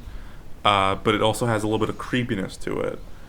I believe it was a Circe beat, if I remember correctly. Or at least it was based off of one. Those are all cool. And I don't know if you know this, too, Jules, but there's a number of battles in the community's history that reference other ERBs. And a lot of the time, they don't really land very well for me, personally. It's hard to do if there isn't a connection. Right, but with these, there's 2 of them in this one, and I think they both work. The first one is, does this mic still work after that blah, blah, blah? Sound test 1, 2, ha, ha, ha. Because sound test screen in Sonic CD is where you find the Majin Sonic Easter egg. So there is a connection there. The other one I think is even better, is the fun is infinite, but this battle is finished, referencing the finisher for Neil deGrasse Tyson and Bill Nye vs. Isaac Newton. And fun is infinite is the little message in the bottom of the screen during the Majin Sonic Easter egg. So they both have connections to the source material, and I think Rocco's goofy ass, funny ass delivery also does sell it quite a bit. So like I said, a lot of ERB references in battles don't really land for me. A lot of the time they sound more awkward than anything. I think these 2 do work. Also, I think the finisher for the whole thing was really cool, only because of the effect that Rocco put on my voice at the end, where I sound a bit deeper and a bit more crunchy, so to speak. I think that adds to the atmosphere. Overall, just a really good time. So what do you think? So I definitely agree that last year was a massive year for Rocco. He had a ton of battles that just popped off for him. You look at just even JonTron versus Scott the Woz and Annoying Orange versus OJ, and those made it into like consistent Twitter spheres where I would see them pop up consistently. And I'm not on Twitter all that much anymore, but he's managed to like definitely raise the floor that his videos hit, even when a matchup is very like not marketable, like something like Preston versus Pomni, or even Majin Sonic versus Who Are You Running From? Yeah, both are. Yeah, I would say that's another thing. Also, is that maybe I'm a bit biased because A, Rocco is one of my best friends, and B, I have an affinity. Fans of mine will know I have an affinity for like D tier video game characters or like creepy video game shit, specifically related to Nintendo. So, this battle is a bit tailored for me. You could argue. I don't know anything about either of these two characters, so already I was going in with, like, what's the word? Not hesitance or anything like that, but it was going to be a bit of more of an uphill battle. Slightly more, yeah. They're not characters types that I dislike. They're not character types that I like. It's just you're unfamiliar. The battle was going to have to do and give effort for me to enjoy it, and I did enjoy it. Rocco does a very good job. He, like I said, Rocco upped his shit like real hardcore, specifically last year, but he's been working on doing that for a long time. Right. And he's done work for Gridline, and that showed, and he's doing more work for Gridline and is going to show. I'm confident in that. He's editing a certain battle, perhaps one from the album, who knows? Perhaps one y'all have been waiting for a really long time. Perhaps one that I've been waiting for a long time. But this battle, it's hard for me to say much about it. I definitely do agree that the beat is about as perfect as you can get for what I'm assuming the tone of this battle is. Yeah. A little bit silly, but a little bit creepy also. I like the visuals of Who Are You Running From? I don't hate the visuals for Majin Sonic. I just don't have anything to say about them. They look good. I mean, that's fair. But the visuals specifically for Who Are You Running From are particularly impressive because I could tell instantly, like, kind of what was going on, because I've been around the block a few times. I've seen goofy editing tricks and such like that, and that was really cool. That's something that I genuinely haven't seen done before. Yeah, no, I'm pretty sure that's one of the first times something like that was done in a battle. Like, you could argue, or no, did John versus John come out before or after this? I gotta check, because there was that part where Rambo had the mud on his face, and there was a bit of tracking so that it connected to a PNG of the rest of the mud. That came out before that one for sure. Okay, well, regardless, something where it's like on the face, tracked with the movement. To the extent that Rocco did it, this is definitely the first time I've seen it. The mud in John Rambo's verse was mostly just kind of unattached thing where it's just it's far less impressive than this. It's more realistic and has to look more realistic because of how they present the characters, but I consider this more impressive, and it's more unique, and it's something that I haven't seen before, and that definitely raises my opinion on the battle. It gave me something that I haven't seen before, and having been around the rap battle community both silently, loudly, silently again, since 2014, there's not a lot that I haven't been able to see, and there's a reason why sometimes I just get bored. But this is new. This is new. This and effect again, something I don't see. I will say I'm not 100% on this, but I think I vaguely remember before Rocco found that tutorial, him debating on having me draw the shit on my face actually and like get a wig to match the weird hair, which like that could have worked, but I think that would have been a darker timeline, you know? I think it has much more of a certain vibe that Rocco did this digitally, and I don't say that very much because I am a very firm believer of practicality above digital. This is an exception, one of those for sure. Yes. Because it makes it a bit more uncanny. Yes. It makes it look more like the actual picture. Yes. I will say also, this was the video was filmed way before the audio was recorded for my end, because originally Patrick was gonna do the voice, and I was just videoing. What the fuck? No, I'd say that's right. I say that sometimes. Not a word, but whatever. It's not. And I was filming I had to do both verses each in one take, which I fucked up on, because even the take that he used was probably one of the better ones I did, and even then I did fuck up a lot of the lip syncing because I didn't take the time to properly learn the song. That's on me. Oops. Oopsie whoopsie. Also, fun fact: he only got me for the audio because I asked, because Patrick took too long. So I'll take it. Shout out to the homie Patrick, by the way. He's not in our list, but we love his battles nonetheless. Love his battles, but we also love him. Hi, Patrick. Yeah, well, he's okay, but okay. Shit me. Love you, Patrick. Love you, Patrick. SpongeBob. I don't have anything more to say, I don't think. Yeah, no. I think I went through the things I love about it also. One of my favorites. So, you said you have a was it a list of honorable mentions or just There's a couple that I can actually give. I only had one that I was going to mention, but I do have a couple that like are in my brain. Okay.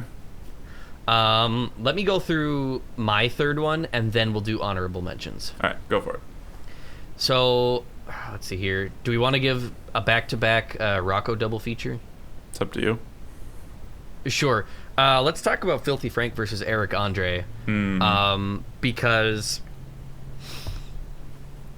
shitpost battles are something that are very hard to do, especially because the definition of it has changed, really, hasn't it? They're no longer just like shit that you can just throw out. There has to be granted, those are still made. Well timed. Those will always. Yes, of course. That genre of that subgenre of shitpost where it's like literally just shit farting out a battle in 2 seconds. Those will always be made. Of course, but I would also classify this as a shitpost, but with a lot of effort put into it. It's proper funny. Right. This isn't I'm laughing at something really bad. It's I'm laughing at something that uses various low-quality aspects to its advantage, but also has a lot of high-quality aspects and is genuinely done in a very comedic way that's properly funny. I think walking out of April Fool's, I wasn't huge on a lot of April Fool's battles last year. This was one of them that I walked away with like, I like this. I like this one a lot. Which to me is a bit weird because it's not weird. This doesn't seem like something that you would be that into generally, especially to put it on the top 5. No, it's not. It's usually not my thing, but again, I think the comedy is done very well. It's not just loud noises. It's not just really shitty punchlines that just are funny because of how bad they are. They're actually funny, and like I said, there is quality added to it. I think getting somebody in like Josiah for Eric is really cool. Josiah was perfect, dude. Josiah was perfect, absolutely. Because, like, let's be honest here. Unfortunately, we don't have a lot of options for black people in the community, which sucks, but that's the reality at the moment, especially back then. Yeah. So the fact that we got Josiah, which, like, looks fairly close to Eric Andre. It's not far. It's kind of insane that we got a reactor to be in a battle like that, and he just like was like like within reach. He was obviously the perfect casting for Eric, without a doubt. Everybody really brought a good energy to it, and like I said, it was just overall funny. There's a lot of bits in here that I thought, again, were just really funny, especially like I think Richie as Hannibal is a really funny choice, and they're used very well as Hannibal. Oops, excuse me, my voice. You okay? Let me grab my Powerade, pop a sippy juice real quick, crack one open. It sounded like you just swallowed a chip whole. My voice died. So did you say Papa's sippy? Whatever. Go ahead, move on. I don't got time for this. I think the big time rush bit is really funny.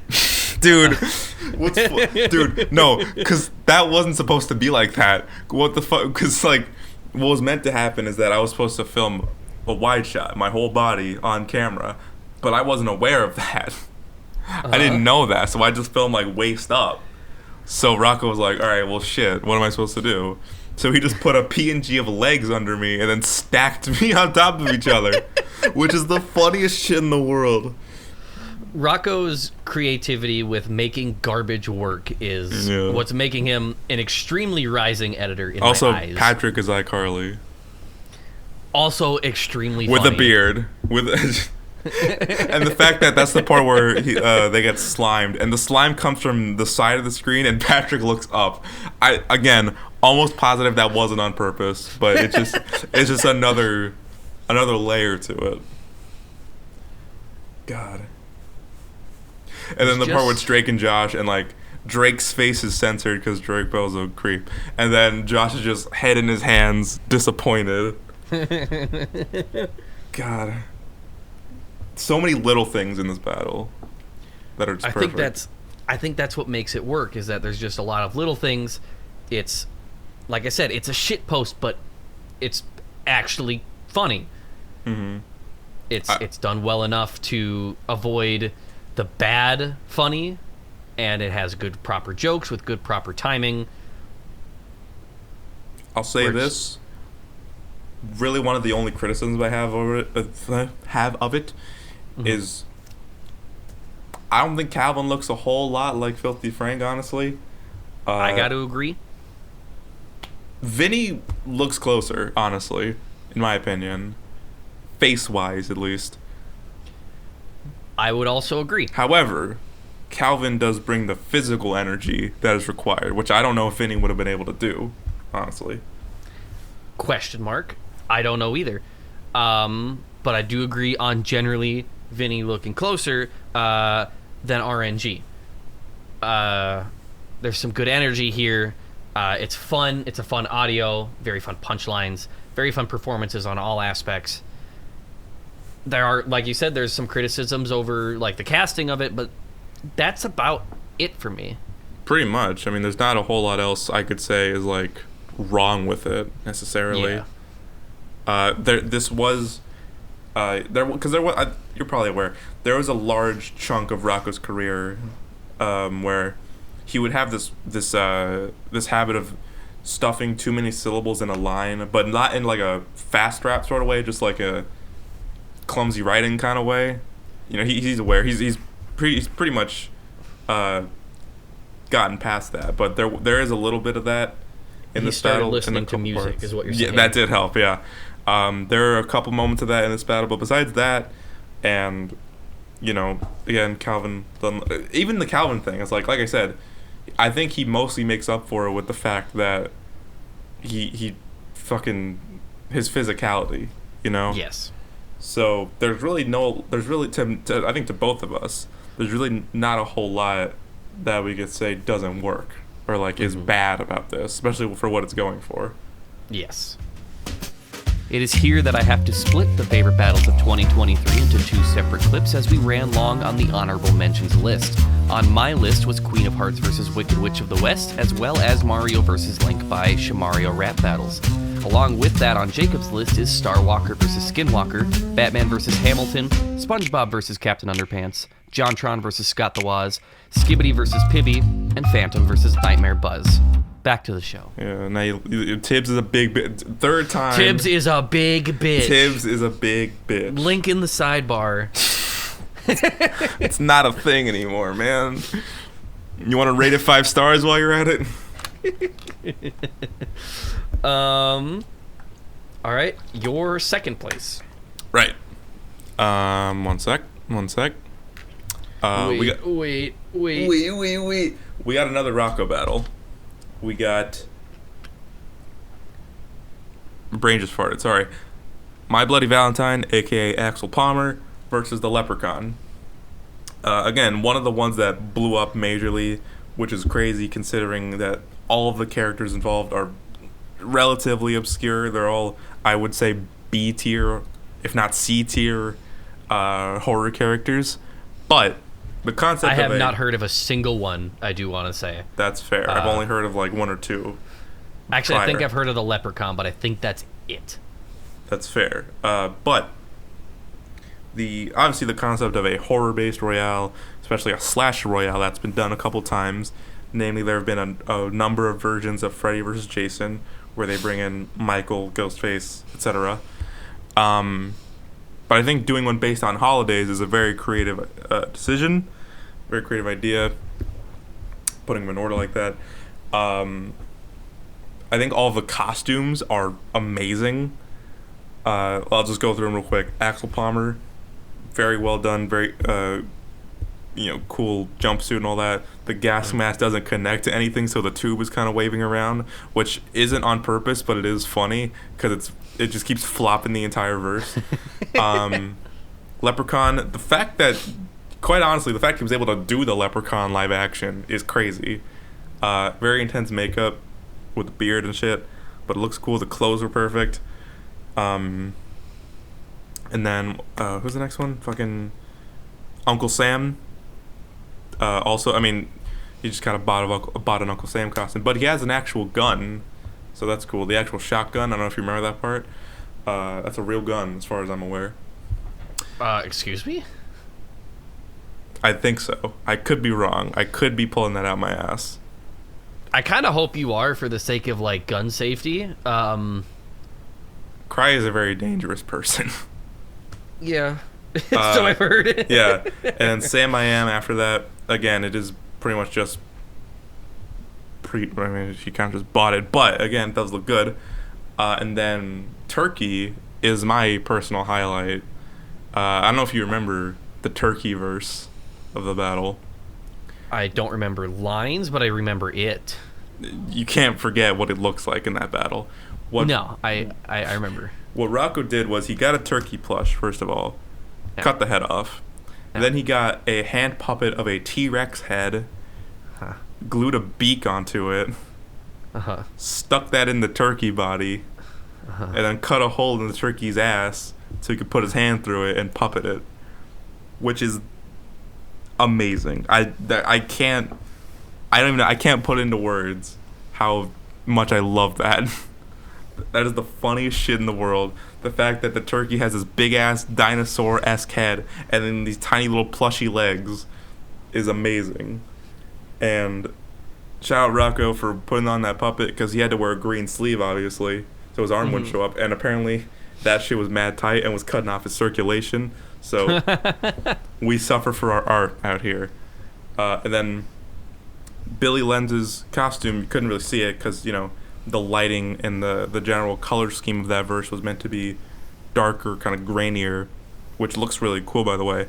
But also, while all the audio performances are pretty damn good, I think maybe you could argue Leo's accent was a little off. He's meant to be Irish, sounds kind of German in certain parts, but besides that, the Billy Lenz audio performance by Onway is really good. It's very intense, very engaging. It's a great finisher to a Royale. And also, the editing of the whole battle is amazing. It was done by Rocco, Rabby, and I want to say RNG.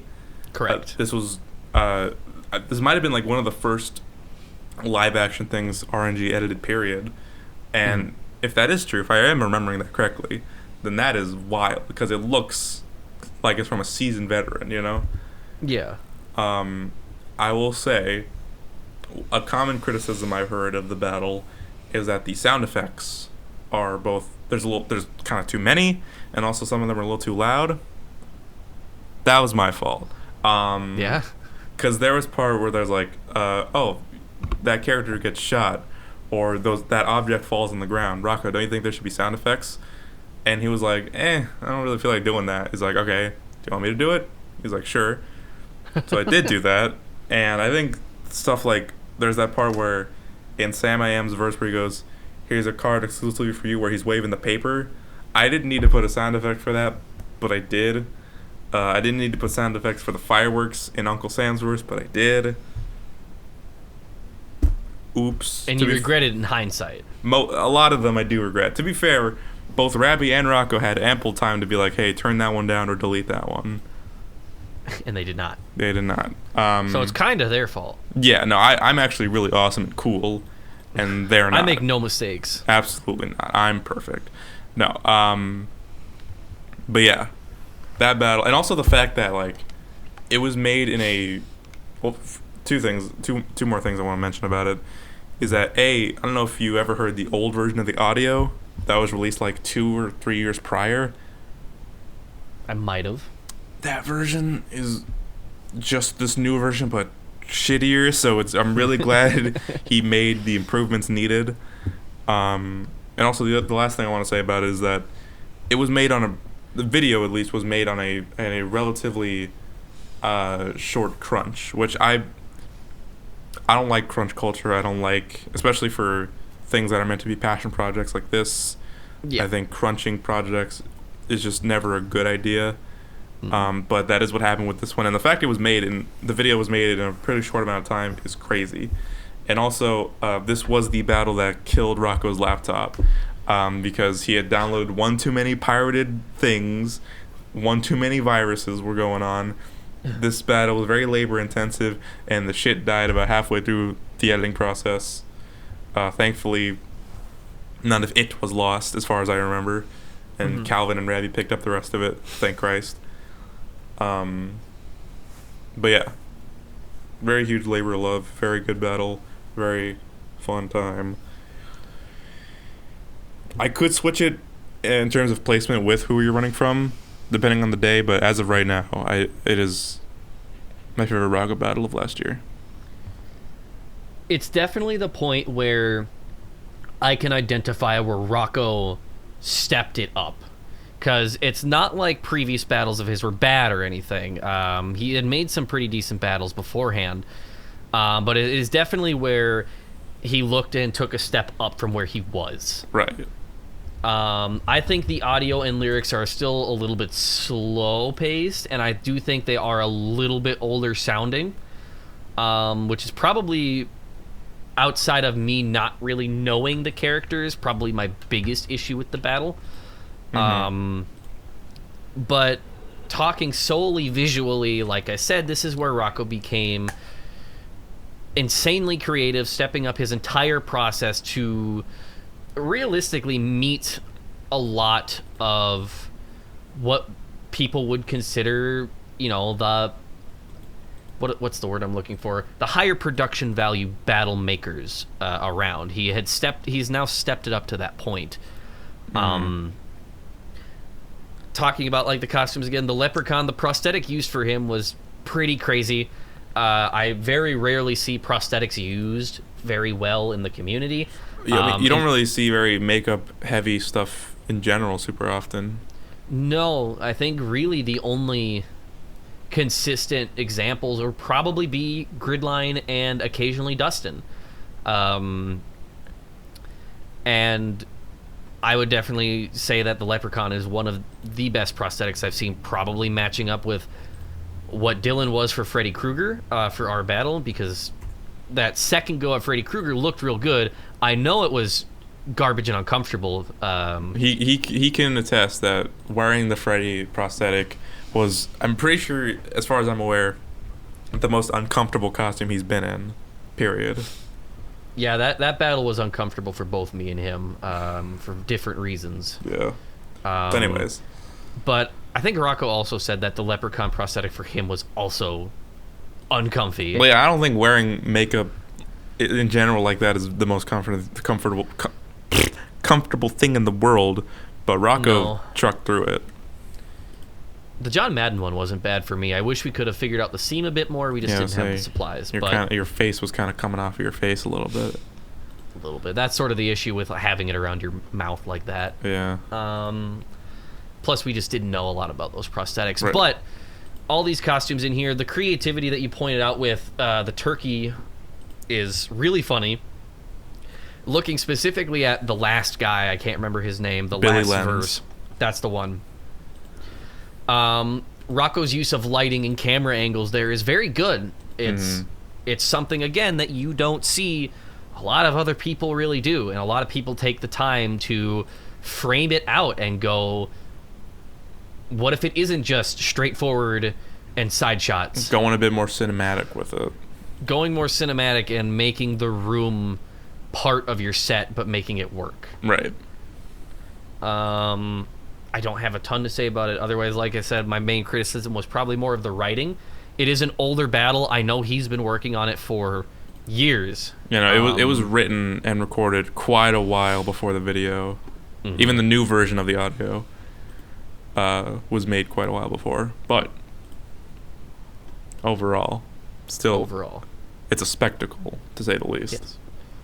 And I definitely agree with you that doing another slasher royale was always going to be a challenge, but because he mixed it up, it helped the battle differentiate itself from using the B to C tier characters gave it that creative edge. It definitely wouldn't have been another Jason, Freddy, Michael, others that I'm just not remembering at the moment. Ghostface, Leatherface. I would say, yeah.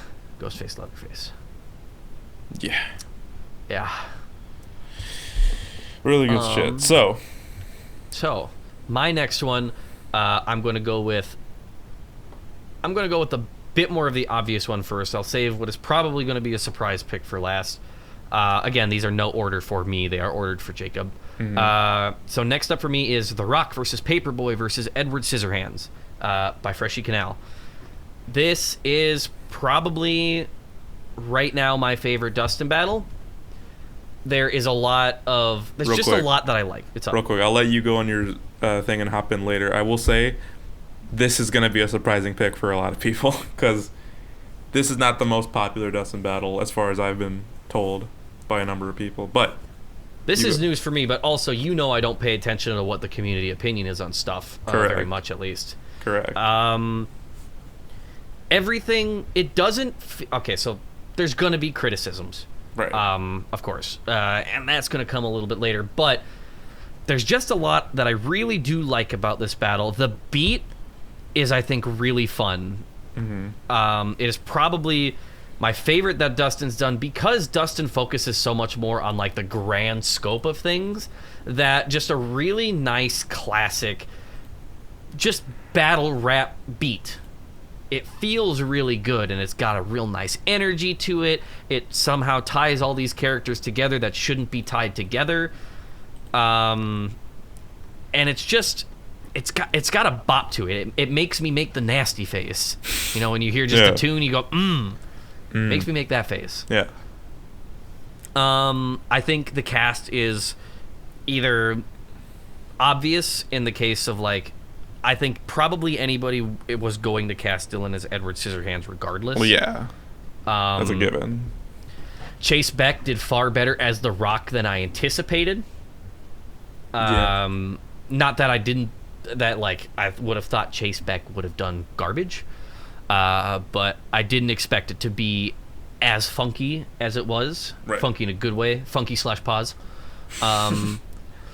And I didn't know anything about the battle till it came out. So when you popped up, that was also a surprise to me. Because I had heard nothing about the battle. I wasn't in Dustin's production server by that point. Neither you nor Dylan had mentioned it around me at any point in time. So when you popped up, that was a nice surprise. And I think that is probably one of the best roles that you've ever done. Thanks. As well as I just generally think your verse was the best one. From a writing perspective and everything, animation perspective. I liked everything about the Paperboy verse. They managed to make the 3 different art styles work, which I'm surprised. I didn't think it was going to. I think Luke's The Rock animation has a lot of really funny fucking cues. There are times where I have... The part where the... Can you smell what The Rock is cooking? And his whole head turns into a nose. Fucking killed me. It's really fucking funny. There are times where I could go through this battle, and throughout that verse, I can hit pause throughout and find something really funny that Luke did with the Rock's face, whether it be like he like made his head really small and made his face real simple things like 2 black dots and a little smile like Adventure Time style, and then like the big nose coming around. I'm picturing it right now. It's just really funny. It's really fucking good. And Luke will have like things. He's done it in every battle where he's made either a character really grotesque or like real like exaggerated. And I think like this is like his most consistent and his most best, because there's not a shot here where I go like, maybe it would have been funnier if he did it a different way. Every shot of the Rock that Luke did a little bit for was as funny as it could have been. Like you said, the giant nose transition murders me. You could show me that picture and I will at least give a chuckle even on a bad day. When you make the thumbnail, or I don't know if I'm making the thumbnail for this, I'm gonna tell you to put a PNG of the nose rock just in the corner somewhere. Very low opacity. Holy shit. Like the IRS in the Cage versus Olimar cover. I don't think anybody's found that yet, so if you're listening by this point in the podcast, did you put that one on Spotify or is it on SoundCloud? It's on both. Okay, well no one listens to SoundCloud, so that's one thing. Spotify, maybe people haven't noticed. But anyways, the IRS is hidden in the sky, so if you find it, congratulations. Yeah. I think Richie's Paperboy animation is the best animation that they have ever done, for Dustin, at least. It's stylized, it's smooth, it works. There's, again, really good cues, really good timing. Everything about that I feel good about. Hang on. You alright? Sorry, no, a little bit of gas buildup. I had to burp away from the mic. Quit farting in the podcast. Tibbs is a farty bitch. Tibbs is a fart. No, we can't put that in the. Why not? The algorithm's gonna think it's different. What? The algorithm's gonna think it's something different. Something weird. Yeah. Okay, moving on. Byron's Edward animation is pretty good. There's not as much going on in it as there is the other 2 animations. Byron's always been a little bit more minimalist when it comes to their animations. The art style definitely fits Edward, and it comes out nicely in the end. The animation styles almost kind of fit the voice actors in a way, if that makes sense. I'm not sure if it does, but I think I know what you mean. No, I do know what you mean. I understand why you're having trouble wording this. Yeah, it's not very easy to word. It's just something you gotta feel. Yeah, like Dylan's toned back like Edward, because that's what Edward Scissorhands is, vibes out with like a more kind of slow, precise moving, toned back Byron animation. Luke's over the top and real goofy animation combines very well with Chase Beck's goofy take on the Rock. And then Richie's like, what's the word? Your like quiet, confident, and like sort of like sassy snap matches very well with Richie's Paperboy having those very confident, very sort of like confident, like 12-year-old kid movements that are like, you know what I'm saying? It matches all very well. Couple of like criticisms I have for it: the camera gets real floaty. Sorry, you cut out on my end. What was that? The camera gets real floaty. Yeah, specifically towards specifically in the Rock verse, I would say. Definitely in the Rock verse. I'm pretty sure Calvin edited that also. Oh, really? I think so. In Edward's verse, it does a little bit as well. The only time it doesn't in the main verses is for Paperboy, but I think Richie themselves framed everything, so nothing really, nothing really was up to other editors. In the ring section, it definitely gets very floaty as well, and I think the CG gets a little odd as a mix with already 3 animation styles. Not CG, but 3D modeling. Right. That starts to become too many cooks in the kitchen type of thing. I do generally like the fight between rock, paper, and scissors. I think it goes on a touch too long before it gets to that punchline. And then James Gunn comes in. And It's at that point that I lose the battle. The battle loses me. Yeah. I don't think James Gunn has a very good verse. There's no real interesting animation style. It is still art that is being floated around with the camera. I think Eric's a fine cast as James Gunn, but also James Gunn didn't need to be there. Like, I get why he was there, rock, paper, scissors, shoot, but also not everybody says rock, paper, scissors, shoot, and it just felt tacked on. It felt like everything kind of had been said and all the good lines had been done already by the three originating characters as it was. So him coming in there and just not having a lot to say, nothing interesting to see, it just sort of, it kills a ton of momentum that the battle carried going into what should have been the end of it. Right. Anything else before I start going? No. I have nothing else. So, there's a... okay.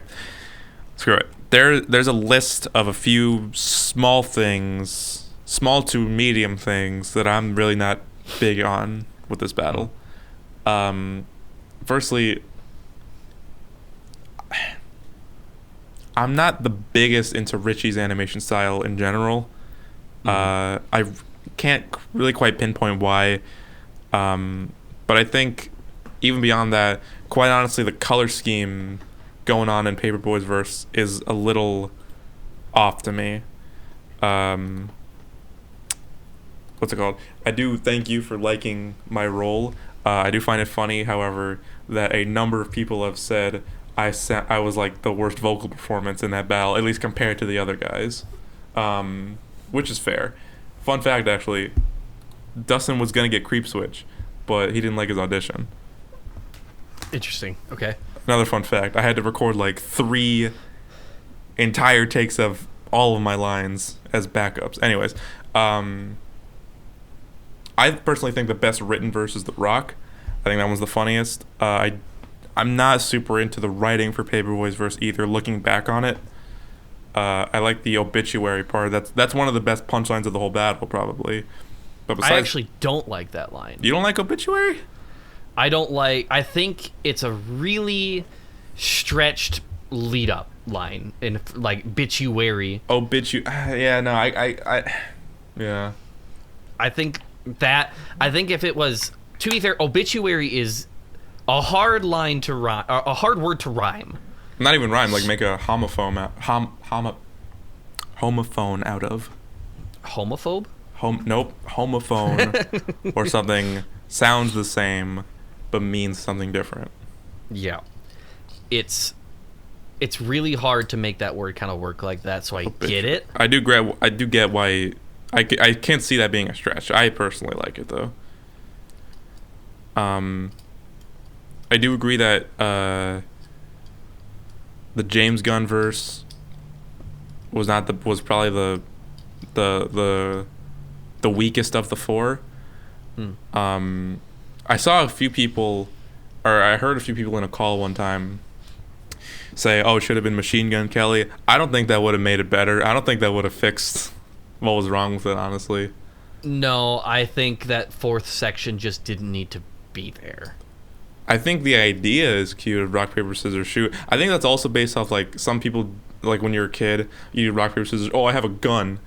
I think that's also a part of why that was there. I think the idea on paper is funny, but I do agree that the verse itself was probably the weakest part of the battle. And like you said, also, the art was fine, but the editing was just a lot of time just one shot with the camera slowly moving around, like not even that, like even like pretty subtly. Mm-hmm. It just felt a little awkward at points. Yeah, I don't know. I used to be a lot bigger on this battle than I am nowadays. I do like how the beat, for the first 3 verses at least, it changes just enough so that it distinguishes between each character, but not so much that they all sound like completely different beats, you know? Yes. Like The Rock has the guitars going on, Paperboy has like the synthy, like chiptune sort of stuff going on. and then Edward has like the sort of more, I guess, ambient, atmospheric sort of instruments. Yeah. I think they all work. I do like the choice of having each character different art style. I do like for the most part, I do like the face off at the end before James Gunn comes in.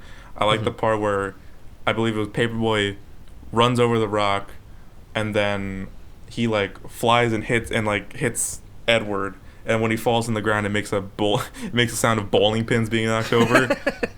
I've heard that bit. I think that was in a Scott the Woz, but also where he fell over and it was bowling pins falling. I just think that's a funny sound to play when it's not appropriate. Next time I make like some sort of live action video, it's not a rap battle. I'll make sure to fall and put in that sound effect and not tell you beforehand. You're gonna fucking. By the time you do that, I'm gonna forget that I said this, and it's gonna fucking kill me. But no, yeah, it is an enjoyable watch for the most part. But there are, like I said, a list of things, a sizable list, one could say even, that nowadays don't really work with me anymore, or work for me anymore. I get you for sure. But no, it stuck with me because it's just it feels good. It doesn't. I don't know. Like a Christmas sweater. It's sort of the same thing I was talking about with Wicked Witch versus Queen of Hearts, but it does have those step up moments, and it does come up to the occasion where it will match like what I was hoping for it to do, and that's what's put it on here on my top 5. That's about all I have to say for this one. Do you have any more thoughts on Rock, Paper, Scissors? Not really. Although I will double down on the fact that I forget who it was. It might have just been one person actually, or one or two people. But replacing James Gunn with Machine Gun Kelly, honestly, probably would have made the verse worse. But I might actually have to agree with that. I think James Gunn is a little bit funnier. Yeah, but beyond that, we arrived to my favorite battle of 2023, which I'm, me crossing it off as we go. I'm actually kind of surprised by this. Like, I wasn't surprised that it was on the list. I'm surprised it's number 1. Again, catch me like a month from now. Maybe this will change. Maybe. I don't think this will ever leave the top 5 of the year. Maybe it won't be number 1 later down the line. But for right now, I believe my favorite battle of 2023 is Ouija versus Tails Doll by Shamario and Gaming Plush 64. The homies. Firstly, this was made during the 100-hour challenge, which is insane if you've seen the battle already. So I'll just go down. First of all, the beat's amazing. Really good tempo, really good atmosphere. It has that one synth instrument. I don't really know exactly what it's called. It just goes. It sounds like a saw of some kind. It scratches an itch. The fact that Patrick made a real Tails doll plushie, because he did have one for an old ass battle of his. He made a new one. It looks really silly, but in a good way. I like the big ass eyes. The YouTube poop humor, I wouldn't expect that to land with me that well, because I the YouTube poop style of humor, especially like around the time this battle came out, it's not something that I ever gravitated towards really, but I think a lot of the YouTube poop centered jokes and comedic bits in this battle really land, like the part where Ouija goes, "You don't have the sauce," so it like, because a lot of the time when someone would say the word Sonic in a YouTube poop, they would reverse it midway through, so it's a sauce. So saying you don't have the sauce it's stupid, but that's part of the reason I love it. Other things like where Ouija goes, "That's a gay Tails," really left field. Especially as an opening couplet, I was not ready for that. The part where it's in Ouija's second verse, where he like remixes a bunch of words from Tails Doll's verse to say like "I suck, I burn in hell" or whatever it was. And other general punchlines like Mama Luigi, make you never see your mama again. Patrick's delivery on that sells it a lot. The couplet where he goes, I'll hit a more shoe gonna claim the win like Viacom, rip the ruby off your head and use it to buy a bomb is wild. The fucking I'll eat you alive, I wonder what's for dinner. That part is really good. One of my favorite punchlines of the battle is when Tails Doll says, I forget the lead up, but the punchline was, your fans keep dropping Sonic hard R's, because Sonic R is the game that he's from, and old edgy, kids from the YouTube era dropping slurs. The little part on where that's on location with Tails Doll, where he it's at night, there's the blue, cool lighting, and then he floats into the kitchen and grabs a knife that's way too big for his little plushy body, and he just starts shaking when he's holding it. That part's really funny. I don't think there's anything about this battle I don't like, honestly. And that's why, as of right now, it's my favorite battle of 2023. I don't have a ton to say, admittedly, about this battle. You know me. I don't know Tails Doll at all. Right. That's just I never got into that sort of thing. I don't know what Tails Doll is like. I don't know what's going on. I think it definitely is a really funny battle. I didn't know it was a 100-hour challenge. Mm-hmm. You wouldn't expect it when you're watching it. It doesn't come off like one at all. It does feel like it's at least had more time than 100 hours. Right. It doesn't feel like it was done in 4 days. So that's really surprising for me, personally. I think there's a lot of really funny timing. Like you said, the gay Luigi parts. The remixed vocals is very Patrick. Yeah. When I heard that, I could instantly tell it was Patrick did that. Patrick wrote that. 100%. Watch it be Shamario wrote that part. Now we're both big bitch. Dang it. Comments down below. You both are big bitches. No, not me. Okay, fine. We can keep it as Tibbs is a big bitch. Tibbs is a big bitch. Also, real quick. Link in the sidebar. Quick side note. The audition file, which is still going, is 2 gigabytes so far. Oh, for fuck's sake. We've been going for an hour and a half, I think. We've been going way longer than I expected to. We just had a lot. You said we would be here for 30 to 45 minutes. I didn't think we were going to have as much to say about stuff as we have. That's fair. But I'm very surprised. I genuinely thought we were going to be far snappier, between 5 and 10 minutes per. We should have just kept it 3 battles each. We should have. But here we are. It's possible that I do cut out the honorable mentions, maybe. Yeah, that's fair. But we'll see. I don't know. It's not that I don't like this battle, and it's not that I think this battle is bad. It didn't connect with me for various reasons. Right. It's not something I would expect you to piss your pants over, necessarily. It's not my selected soda brand going to the market. It's not. You're so fucking old, Jules. Why? Going to the market to get my soda pop. What the fuck do you call it? Well, no, it's just something about saying going to the market. I don't know. Man. Anyways, like I said, this doesn't seem like your style. It's not. And so, well, no, Sorry, no, it's just the way you said that. It's funny. It's not. It's not. Yeah. Sorry, reverse my vocals there real quick. Sorry, I'm back now. When battles aren't my style and they still manage for me to say that was pretty good, that's usually pretty good. Yeah. Because there are times where I've been recommended stuff that isn't my style, and I will give it a chance because it's supposedly really good, and it just doesn't even give any sort of click. Whereas with this, I can look at this and be this is a very comedic battle. This is very well done. This is very, what's the word?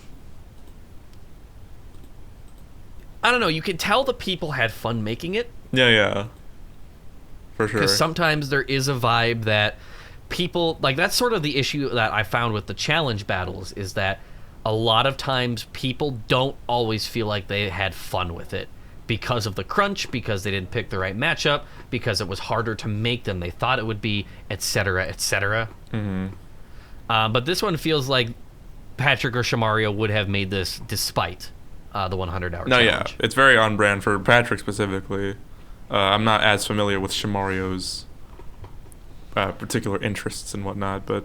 Me neither. I am not a close friend of Shamario whatsoever. I've talked to Shamario a little bit. Gonna take a wild guess and assume he likes Mario. Question mark? Who knows, though? Maybe he's a huge fan of Sonic. We don't know. Or Bubsy. We might have to ask. Bubsy? who knows, man? But no, yeah. Like you said, with you, if a battle isn't your style, but you still can be like, yeah, that's pretty good, that does say a lot.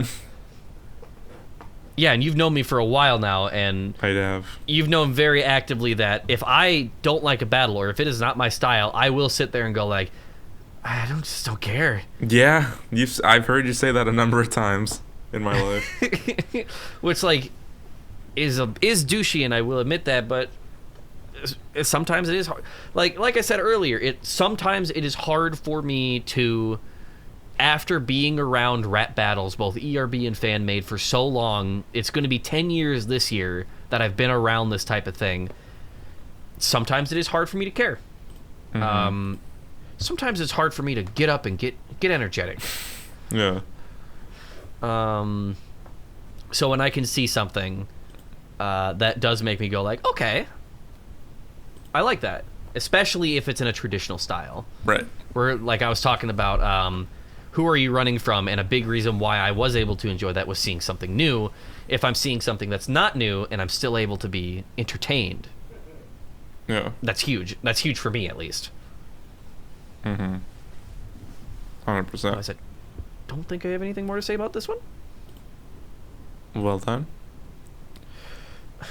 The final one, baby. The final one.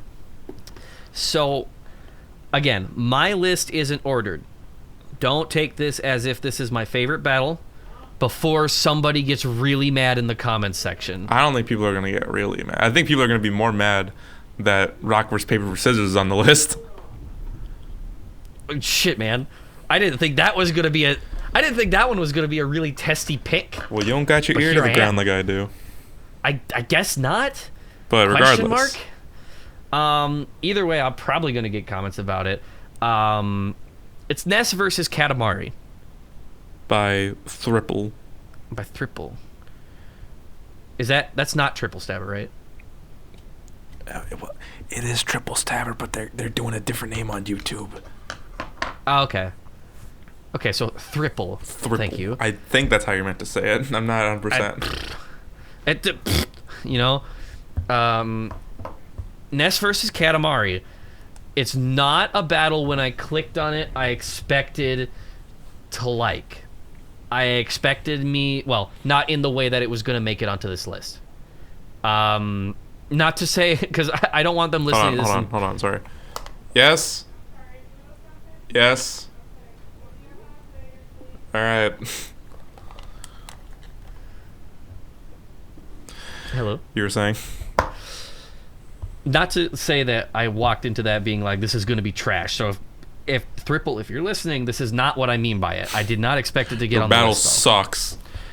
I thought your battle was going to suck, and it didn't, and I'm happy about that. I just didn't expect it to be here. It's, again, back to my point earlier of 2D battles sometimes getting boring visually. There is constantly something going on that isn't like, it's not visual noise, it's not like overloading me in any way, it's not distracting me, but it feels like there is a precise movement at every given time. There is some art going on, there's an event happening on screen to every line. It feels like it's not filling any visuals, it is working itself around the audio and lyrics. I don't think the audio and lyrics are like, well, specifically the lyrics, I don't think they're anything to like get nutso crazy over. They're pretty good, and I know that there has been complaints over lines and grammar in these battles before from Thriple. I like the beat made for it. I think it's Casey. Yeah. I think the beat's very nice. There's always some real nice visuals going on. Everything feels really nicely paced. Vinny as Katamari was a surprise that worked. I didn't expect that casting to work out fine. It's just not something that I would have sat there and went, yeah, that makes sense as a casting, looking at the title. Right. Rocco has become a bit of like a typecast Ness. For all those Ness battles that exist. I feel like I've seen at least 2 times now that he's been casted as it. Which also, I think Ness should be used more, because I think Ness is fun. And I think a lot of people just don't, if they don't already want to play the game, they're not going to do it for a rap battle. That's how I am, at least. That's valid and fair for the most part. But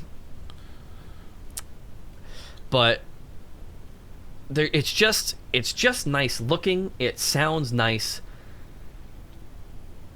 I don't know. It's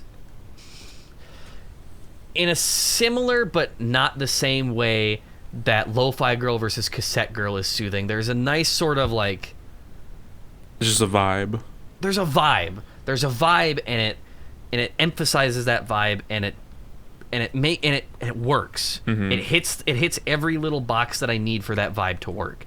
Right. Like I said, little clunkiness lyric wise, or lines might be a little bit basic, not really clunky, so that I'm distracted and go like, come on, you know, Be like awkward. Is that what's awkward? I'm gonna kill myself. But I like the art, I like the editing, I like the pacing, I like the beat, I like the vocal performances.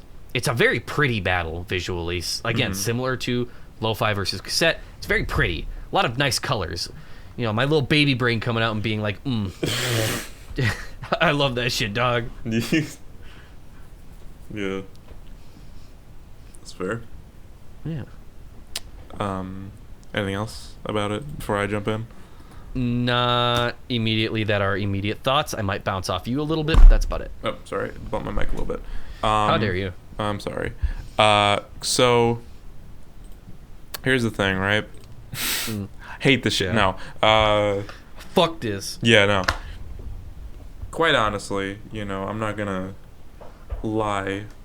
I don't find myself getting into Trips battles very often. I've rewatched a number of them multiple times, whether it be to try to catch something maybe I missed the first time, or because people just happen to be watching it in a call that I'm also in. And none of them that I've seen really grab me that much. And quite honestly, this is another one of those, because for a couple of reasons. Well, actually, no. Okay. I will say the things that I do like about it. First of all, like you said, the art is cute as shit. Yes. It's really good. And also, one of the main things, really one of the only things that keeps me from liking a lot of Trips battles is they tend to do what I call a rhyme scheme jerk-off session, where...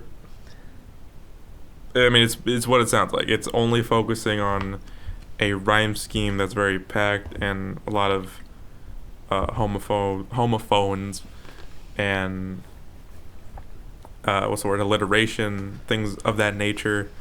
And when there's so much of that, it comes off a little, I don't like this, quite honestly. There's none of that in this battle, which I'm quite thankful for. It makes it a lot easier. It makes it a lot easier of a listen. I do agree that the casting's great. Rocco and Vinny do great as the characters. I don't know if you remember, but near the start of Prince's first verse, there's like a percussion thing that sounds like, and it like goes from side to side. It's very weird sounding, but it scratches an itch in my brain that I don't know how to explain. It's very nice. A nitpick I mentioned earlier that I suppose I'm quite sensitive to very high, sharp kind of sounds. Like I hate when there's a triangle in a beat. Period. Because triangles are terrible and they sound disgusting. I also can't use metal utensils for this reason. And there's a chip. No, that tracks. Right. Yeah. And there's a chiptune instrument. At a little over, I think it starts a little over a minute in, and it sounds just a little too hissy. And it's for me. This is obviously a personal thing. This isn't a knock against them. It's very distracting for me. But that's that's because of my gay ass ears. So yeah, I think compared to Trip's catalog in the past, this is probably one of my favorite of theirs. But I don't know. Another thing is that like I don't really know much of anything about Earthbound or Katamari, so I quite honestly don't get. I could tell that there's a lot of references and name drops of characters and whatnot, and events from the games. A lot of it does go over my head, admittedly. So it is a bit of an uphill battle for that reason. But again, I'm just thankful that there wasn't a Rhyme Scheme JO session, quite honestly, because Trip does that a lot. And again, that's really one of the main things that draws me away from their battles. But like I said, compared to the rest of Trip stuff, this is probably top 5, maybe in top 3 Trip battles for me. But overall, I am not quite as into it as you are, at least. Like I said, I did not expect to be as into it as I am. I just, like I said, I think a lot of it is definitely, it scratches the baby part of my brain that wants to watch Sesame Street again. Right, that's fair. No, that's fair. Be cringe, be free, as they say. Yes.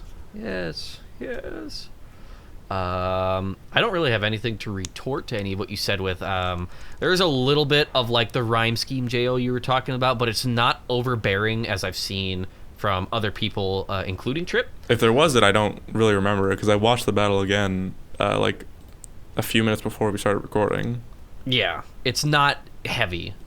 Again, especially, I don't know if you've seen like what's the one, like a pea shooter versus not pea shooter, it was a PvZ character versus Snow Golem, or like there's some of it in the Doodle Jump battle, there's some of it in, again, almost every other Trip battle. So maybe I just didn't notice it because it was, maybe it was there, but because it was compared to the rest of Trip shit, it looked invisible. Perhaps so. But yeah. This went on a lot longer than I thought it was. I'm very hungry. I'm probably going to shave it down. I might shave it down to top 3. I will give like a note, like a little warning beforehand in the actual thing, if we do. Well, you know why you can't do that? Why? Because I'm pretty sure within that space that you're thinking of cutting out is where the Tibbs is a big bitch part started. Fuck. You got to keep that. So I got to post a 3-hour-long podcast. Is it? Has it been? It's only been like 2. My Dustin part is about 45. We'll figure it out later, or you'll figure it out later. Yeah, it's gonna be me, dog. Good luck with that. Home slice. Shit. This is 2.5 gigs now. My audio. You can export this to me as an MP3, by the way. Are you sure? Yes, because Dustin did the same thing. I'm gonna compress it anyway. All right, fair enough. But I believe that's all. That's our list. I might shave this down a little bit. If I do cut the honorable mentions, I'm going to give a quick rundown of the ones we shouted out as ones that just missed the cut. That might shave off 20, 25 minutes or so. But that should be everything. You and me have gone through, with, for me, a generalized top 5. For you, a ranked top 5. Yep. Ow. But I would say that's probably about it. Cool. Do you have like an outro or something? Future Tibbs roll the outro music. Thanks. So that's gonna take us on out of here. Take us on out of here. Take us home. That's crazy. Thank you all for tuning in to the first episode of the Podline Gridcast. I promise these will get smoother as we go along, and each episode should come out every 2 to 3 months throughout the rest of the year. Special shout out to my co-hosts Freshy Kanal and Commander Jacob for giving me their time, as well as Jolyn Can't Draw on Twitter for making the art for the episode. Go check her out on Twitter, and I will see you guys next time. Bye.